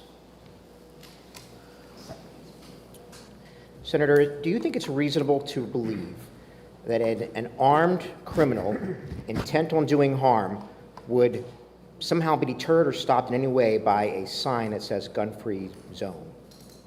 Absolutely not. And again, it's already a Class A misdemeanor if someone is going to commit a violent crime while carrying a firearm. So it's already a Class A misdemeanor either way, but I don't believe it's going to have any deterrent whatsoever on the specific harm raised in the debates on this bill. Thank you, Senator. Senator Whitley for a question. My colleague from District 24. Thank you for taking my question. Would you believe that in the seminal Supreme Court case where the Supreme Court spoke at length on the Second Amendment, and really the seminal Second Amendment case in the jurisprudence, that in that case, the Heller case, the court said that there were absolutely certain sensitive areas where the regulation of guns was not a violation of the Second Amendment? And would you believe that schools was one of those places? I would, and I do remember Justice Scalia writing that in his opinion. I thank you for the question. Further, when we're talking about rankings of safe states, New Hampshire is ranked a safe state right now, but we're trying to prevent tragedy from happening here. Thank you. Last question? Nope. Yes. And would you believe that when I speak with my friends, my colleagues, my constituents who have children in schools, would you believe that they are shocked that New Hampshire actually does allow guns in our schools? I would absolutely believe that, because that is a common conversation that I have in my own community, where people actually believe that we have federally protected gun-free school zones and are shocked that an adult can walk into any elementary, middle, or high school with a firearm on their person. For what? I don't know. And because we don't have a gun-free school zone law in New Hampshire, our school districts across the state have had to develop their own policies and protocols about how they're going to react. And some do complete lockdown, some do Alice, and their kids scatter if they're outside. In fact, in my district, we had an Alice protocol enacted, and some of the kids had to barricade themselves in their classroom, while simultaneously the 2 gym classes and the ropes course class that were outside ran. And we were picking kids up 2 miles away after the incident. This is not a way we should be living here. The proliferation of guns in our communities has made us less safe. Let's start reclaiming our public spaces, starting with where our children go to grow and learn. Thank you. The motion before us is inexpedient to legislate. Seeing no further discussion, the question is on adoption of the committee recommendation of inexpedient to legislate. Senator Altshuler has moved for a roll call, seconded by Senator Rosenwald. The clerk will please call the roll. Senator Gendrew? Yes.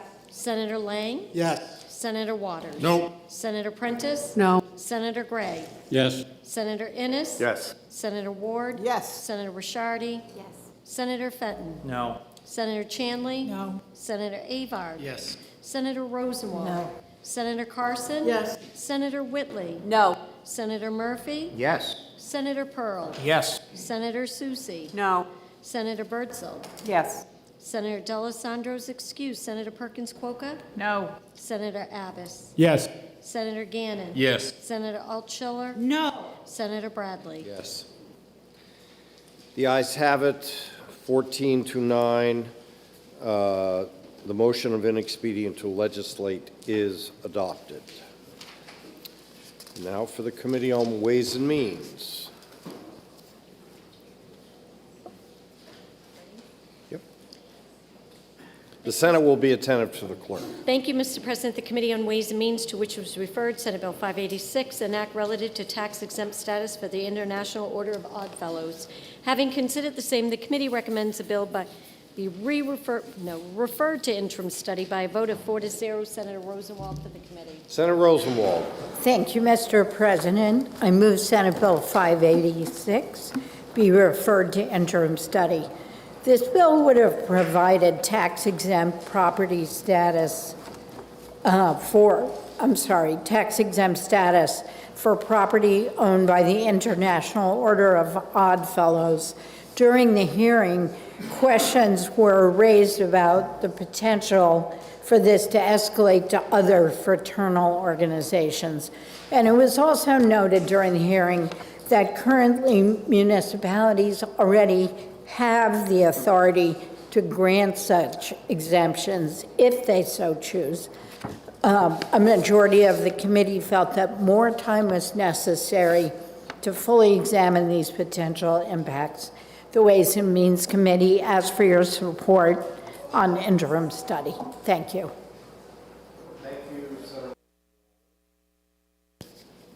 Thank you, Senator Rosenwald. The motion is referred for interim study. Is there any further discussion? Seeing none, the question is on adoption of the committee recommendation of refer for interim study on Senate Bill 586. Are you ready for the question? All in favor, please say aye. Any opposed? The ayes have it. The motion of refer to interim study is adopted.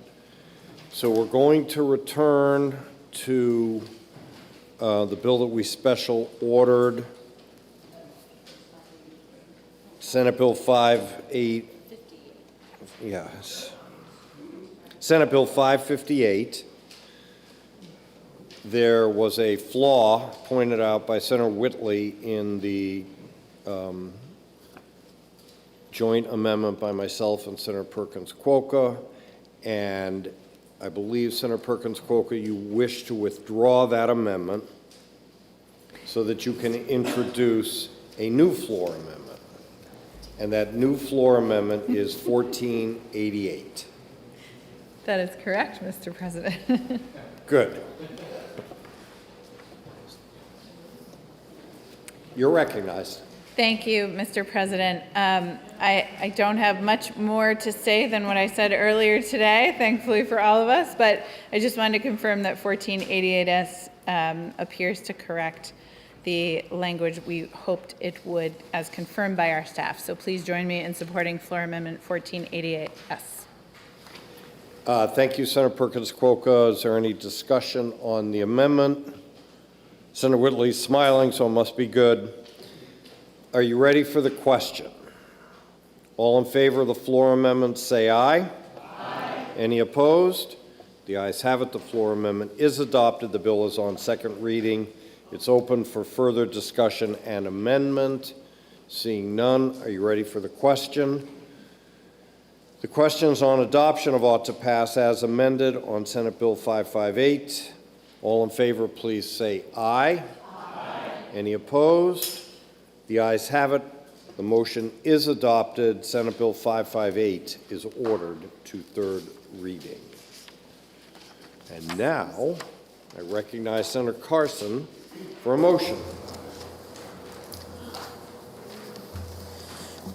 Thank you, Mr. President. I move that the Senate adjourn from the early session, that the business of the late session be in order at the present time, that all bills and resolutions ordered to a third reading be, by this resolution, read a third time, all titles be the same as adopted, and that they be passed at the present time. All in favor of the motion, say aye. Aye. Any opposed? The ayes have it. The early session is adjourned. We're now in the late session. Are there announcements or personal privileges? Senator Prentiss. Mr. President, unanimous consent? The tradition continues. Last year, Senator Innes daughter and son ran for Teddy's team, Teddy Bruschi's team, to raise stroke awareness in the Boston Marathon. This year, my daughter Phoebe will be running the Boston Marathon on Teddy's team to raise stroke awareness as well. So I think we have this proud tradition we're growing in the Senate and and our family members. And I want to just take the opportunity to remind everybody what the signs are of a stroke, that if you identify early, you can save somebody's life. So it's fast. Face, is there a change in their face, like a droop on one side? Arm, have them hold their arms up in front of you? Does one of them drift in a way that they can't control? Speech, a change in their speech pattern that's abnormal. And last is the time that this happened. Just one of these being recognized by one of you. Here, hopefully never here, family, public, we can save a life.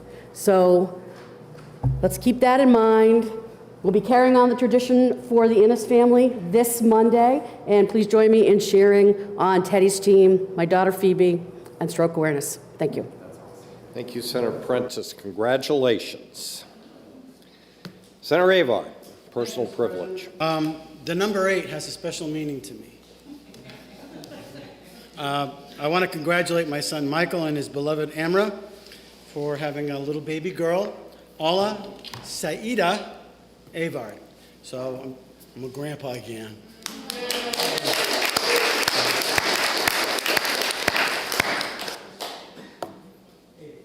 Further unanimous consents, personal privileges, announcements? Okay, without objection, all personal privileges or unanimous consent or other remarks shall be entered into the permanent journal of the Senate per Rule 216 and 217. And what I would just let everyone know, we have 16 bills on the regular calendar for next week. Senator Soucy and I just briefly talked about an addendum calendar, so Tuesday committees would have the opportunity to exec some of the House bills. And we will see you all on Thursday. I recognize Senator Carson for a motion. Thank you, Mr. President. I move that the business of the day being completed, that the Senate recess to the call of the chair for the purposes of introducing legislation, re-referring bills to committee, scheduling hearings, sending and receiving messages, vacating bills, and processing enrolled bill reports and amendments. And when we recess to the call of the chair. All in favor, please say aye. Aye. Any opposed? The ayes have it. The Senate is in recess to the call of the chair.